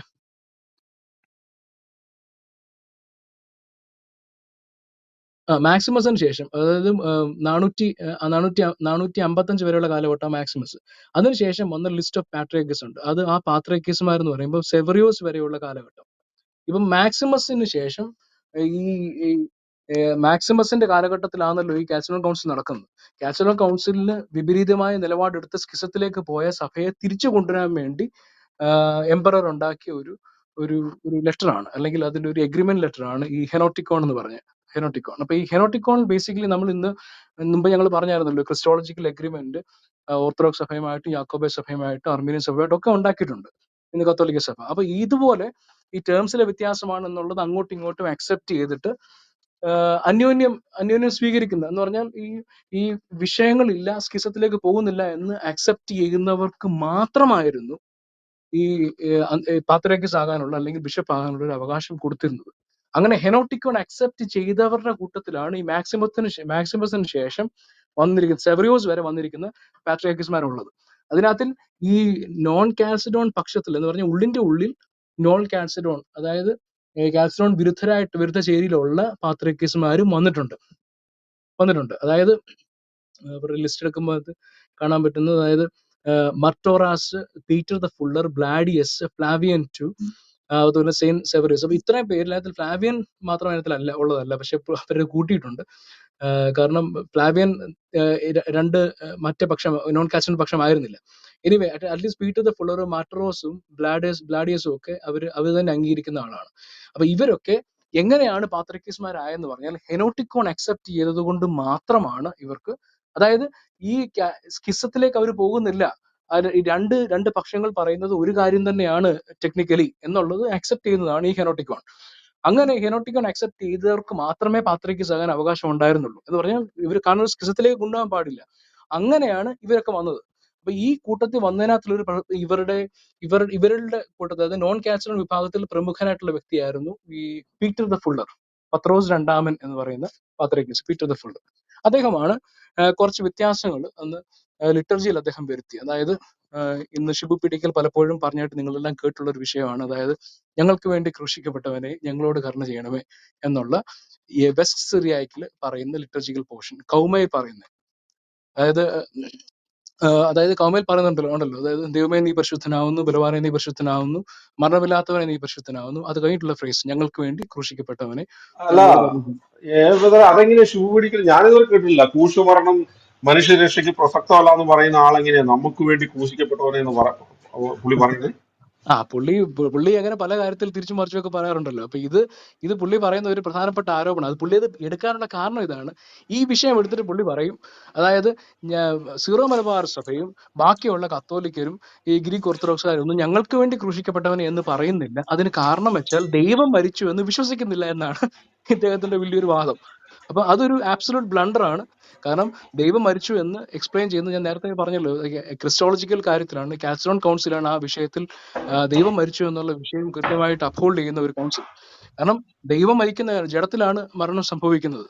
മരണം എന്ന് പറഞ്ഞാൽ തന്നെ നമ്മുടെ ജഡത്തിൽ ആത്മാവും സോൾ ആൻഡ് ദ സ്പിരിറ്റ് അതും ബോഡിയുമായിട്ട് വേർപിരിയുന്നതാണ് മരണം എന്ന് പറയുന്നത്.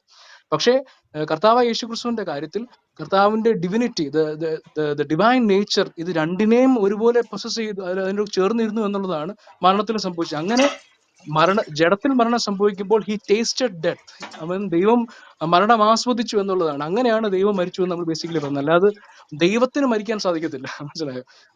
ജഡത്തിലാണ് മരണം സംഭവിക്കുന്നത്. അതുകൊണ്ട് തന്നെ ദൈവം മരിച്ചു എന്ന് നമ്മൾ പറയുമ്പോൾ ദൈവം മരിച്ചത് എങ്ങനെയാണ്? ജഡത്തിൽ ആ മരണം അനുഭവിച്ചത് കൊണ്ട് ആ മരണം അവന്റെ ഡിവിനിറ്റി, ഡിവൈൻ നേച്ചർ അത് ആസ്വദിച്ചു, അത് മനസ്സിലാക്കി, എക്സ്പീരിയൻസ് ചെയ്തു എന്നതുകൊണ്ടാണ് ദൈവം മരിച്ചു എന്ന് നമ്മൾ ബേസിക്കലി പറയുന്നത്. ഇത് ഈ തിയോളജിയിൽ മാത്രമേ പറയാൻ പറ്റില്ല, അല്ലെങ്കിൽ ദൈവം മരിച്ചെന്ന് ആർക്കും ഒരിക്കലും പറയാൻ പറ്റില്ല. ഇപ്പൊ ഇവരുടെ തിയോളജി അനുസരിച്ച് പുള്ളി ദൈവമാണെന്ന് പോലും പറയാൻ പറ്റുന്നില്ല. അതാ ഞാൻ മുമ്പേ പറഞ്ഞത്.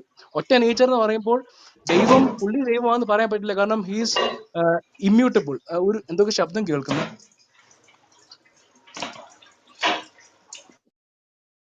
അപ്പം ദൈവത്തിന്റെ ഒറ്റ നേച്ചറാന്ന് പറയുമ്പോൾ പുള്ളി ദൈവമാണെന്ന് പോലും പറയാൻ പറ്റാത്ത അവസ്ഥയിൽ ദൈവം മരിച്ചെന്ന് പറയുന്നതിനകത്ത് ഒരു അർത്ഥമില്ല. അപ്പം തിയോളജിക്കലി ബേസിക്കലി അവർ പ്രൂവ് ചെയ്യണം പുള്ളി ദൈവമാണെന്നുള്ളത്. എന്നാൽ മാത്രം ദൈവം മരിച്ചെന്ന് പറയാൻ പറ്റില്ല. അപ്പൊ അവരുടെ തിയോളജി അനുസരിച്ച് പുള്ളി ദൈവമാണെന്ന് പോലും പറയാൻ പറ്റാത്ത അവസ്ഥയിൽ ഒരു ഹൈബ്രിഡ് നേച്ചർ അവർ പറയുന്നത് എന്നുള്ള അവസ്ഥയിലാകുമ്പോൾ അതൊരിക്കലും പറയാൻ പറ്റത്തില്ല. എന്നിട്ട് ഇവർ ബാക്കിയുള്ള സഭകളെതിരെ വേണ്ടാത്ത ഒരു ആരോപണം ഉന്നയിക്കണം, അതായത് ഇവർ ദൈവം മരിച്ചെന്ന് വിശ്വസിക്കുന്നില്ലെന്ന്. ദൈവം മരിച്ചു എന്ന് പറയാൻ ഇങ്ങനെ മാത്രമേ പറ്റത്തുള്ളൂ. ഡയോഫിസൈറ്റിസം, സഭയുടെ യഥാർത്ഥ തിയോളജിയിൽ മാത്രമേ ദൈവം മരിച്ചെന്ന് പ്രഖ്യാപിക്കാൻ പറ്റത്തുള്ളൂ. അത് സഭയുടെ ആദ്യത്തെ 4 കൗൺസിലിൽ 4ാമത്തെ കൗൺസിലായ കാൽസിനൽ കൗൺസിൽ പ്രഖ്യാപിച്ച സത്യമാണ് അത് ദൈവം മരിച്ചു എന്നുള്ള കാര്യം. അപ്പോൾ ദൈവം മരിച്ചെന്ന് പറയുന്നതിന്റെ എക്സ്പ്ലനേഷൻ ഇങ്ങനെയാണ് സഭ പറയുന്നത്. അതായത് God tasted death, he experience death. അപ്പം ആ കർത്താവിന്റെ CCCയിലും അത് വളരെ കൃത്യമായിട്ട് എഴുതിയിട്ടുണ്ട്. അതായത് his divine nature remained with his body as well as his soul and spirit. അപ്പം മരണത്തിൽ പോലും അതിനെ വിട്ടുപിരിയുക, കാരണം ഇൻസെപ്പറബിൾ ആണ്. ഇത് കർത്താവിന്റെ ശരീരവുമായിട്ടും കർത്താവിന്റെ ആത്മാവും കർത്താവിന്റെ സോൾ ഇതുമായിട്ടും പൊസസ് ചെയ്ത് വിട്ടുപിരിയാതെ ഇൻസെപ്പറബിൾ ആയിട്ട് മരണത്തിൽ നിന്നു. അങ്ങനെ that's a way how God tasted death, God experience death എന്നുള്ളത് നമ്മൾ എക്സ്പ്ലെയിൻ ചെയ്യുന്നത്. അതല്ലാതെ ദൈവത്തിന് ദൈവമാണെങ്കിൽ മരിക്കാൻ സാധിക്കത്തില്ല. ദൈവത്തിന് മരിക്കാൻ സാധിക്കുന്നത് ഇങ്ങനെ മാത്രമാണ്, വേറൊരു വഴിയില്ല. മനസ്സിലായോ? അപ്പം അതിന് അത് കൗണ്ടർ ചെയ്യാൻ കഴിയാത്തതിന് ഇങ്ങനത്തെ പൊട്ടവാദങ്ങൾ കൊണ്ടാണ് വരുന്നത്. ഇത്തരത്തിൽ ലിറ്റർജിക്കലി ഇങ്ങനെ പറഞ്ഞുകൊണ്ട് ഞങ്ങൾ അത് വിശ്വസിക്കുന്നില്ല, അതുകൊണ്ട് പറയുന്നത്. പക്ഷെ സത്യം എന്താണ്? സത്യം പറഞ്ഞാല് എല്ലാ സഭകൾക്കും ഉള്ളതാണ് ഈ ട്രൈസാക്യം. ദൈവമേ നീ പരിശുദ്ധനാവുന്നു, ബലവാനെ നീ പരിശുദ്ധനാവുന്നു, മരണമില്ലാത്തവനെ നീ പരിശുദ്ധനാ എന്ന് പറഞ്ഞിട്ട് ഞങ്ങൾക്ക് വേണ്ടി ക്രൂശിക്കപ്പെട്ടവനെ ഞങ്ങളോട് കരുണ ചെയ്യണോ എന്ന് പറയുമ്പോൾ ട്രൈസാക്യോൺ ബേസിക്കലി ട്രിനിറ്റിക്കാണ് അർപ്പിക്കുന്നത്. അപ്പം 3 times ഉണ്ട്. യു ആർ ത്രൈസ് ഹോളി എന്ന് പറയും. പഴയ നിയമത്തിലും കാണാം, ഹെസക്കിയേലിൽ പറയുന്നത് നീ പരിശുദ്ധൻ, നീ പരിശുദ്ധൻ, പരിശുദ്ധൻ.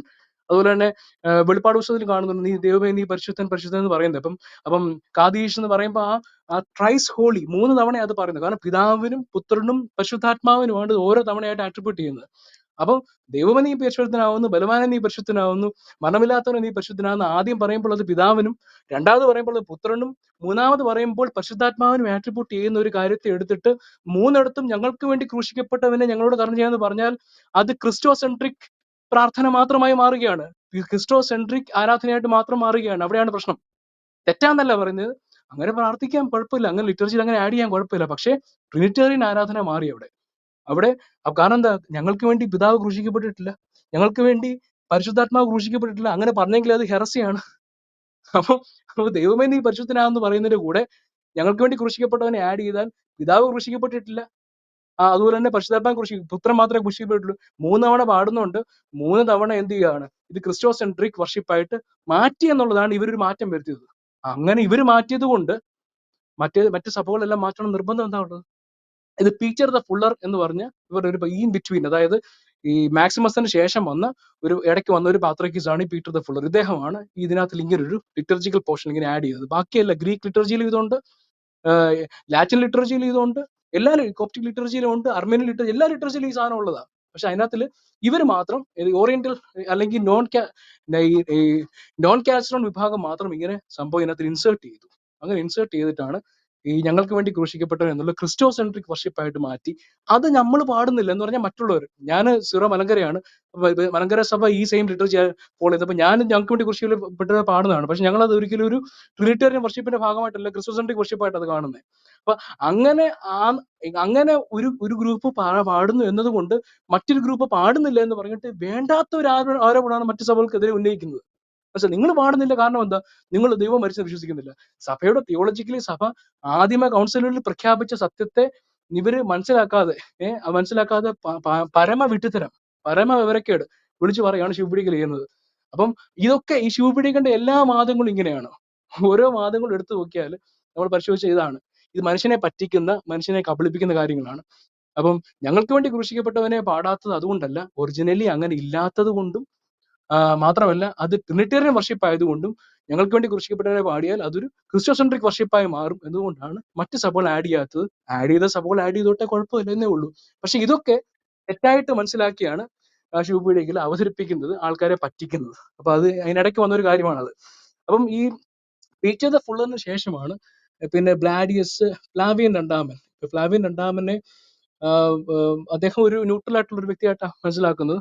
അതിനുശേഷമാണ് അദ്ദേഹത്തെ ഡിപ്പോസ് ചെയ്തതിനു ശേഷമാണ് സെവറിയോസിനെ പാത്രിക്കസ് ആയിട്ട് കൊണ്ടുവരുന്നത്. അപ്പം സെവറിയോസ് ഈ ഹെനോട്ടിക്കോൺ അക്സെപ്റ്റ് ചെയ്ത ഒരു വ്യക്തിയായിരുന്നു. അങ്ങനെ അക്സെപ്റ്റ് ചെയ്തവർക്ക് മാത്രമേ പാത്രിക്കസ് ആകാൻ സാധിക്കുമായിരുന്നുള്ളൂ. അങ്ങനെ അക്സെപ്റ്റ് ചെയ്ത് വന്ന സെവറിയോസ് എന്തോ ചെയ്തെന്ന് വെച്ചാൽ, സെവറിയോസ് തന്റെ ആദ്യത്തെ ഇത് ഓത്ത് ടേക്കിംഗ് സെറമണി തന്നെ സെവറിയോസ് ചെയ്തത് അദ്ദേഹം ഈ മറ്റ് സഭകളെ എന്ന് പറഞ്ഞാൽ ഹെനോട്ടിക്കോൺ അക്സെപ്റ്റ് ചെയ്യുന്ന അല്ലെങ്കിൽ കാൽസിനോൺ അക്സെപ്റ്റ് ചെയ്യുന്ന സഭകളെയും മെത്രാന്മാരെയും ഒക്കെ അന്ന് അനത്തമൈസ് ചെയ്യുക ചെയ്തത്. അപ്പൊ സെവറിയോസിന് തൊട്ട് മുമ്പ് വരെ ചരിത്രം വരെയാണ് നമ്മൾ പറഞ്ഞ് അവസാനിപ്പിക്കുന്നത്. ഓൾറെഡി സെവറിയോസ് പറയുമ്പോഴത്തേക്ക് 500 കടന്നു എന്നുള്ളതാണ്. അപ്പം ഈ ചരിത്രത്തിൽ, സെവറിയോസിന് മുമ്പുള്ള ചരിത്രത്തിൽ, കാരണം സെവറിയോസ് 500 ശേഷമാണ്, അപ്പൊ സെവറിയോസിന് മുമ്പേ ഉള്ള ചരിത്രത്തിൽ, 500 മുമ്പുള്ള ചരിത്രത്തിൽ നമുക്ക് എവിടെ നോക്കിയാലും യാക്കോബായക്കാരെ കാണാനില്ല. സെവറിയോസിനെ എടുത്താൽ പോലും സെവറിയോസ് ഒരു യാക്കോബാക്കാരനല്ല. സെവറിയോസ് ജീവിച്ചുകൊണ്ടിരുന്നപ്പം ജഗ് ബുർദാനെയും കണ്ടിട്ടില്ല.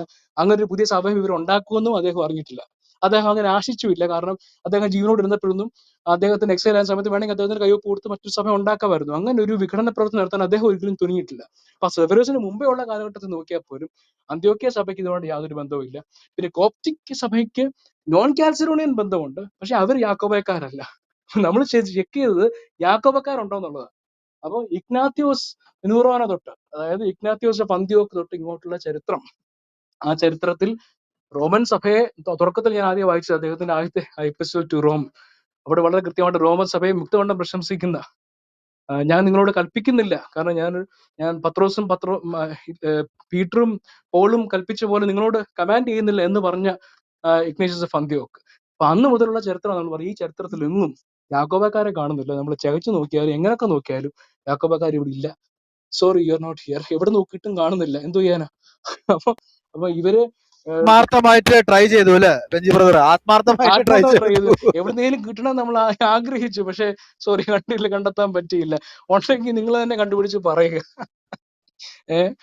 അതാണ് അവസ്ഥ. പൊടി പോലും ഇല്ല.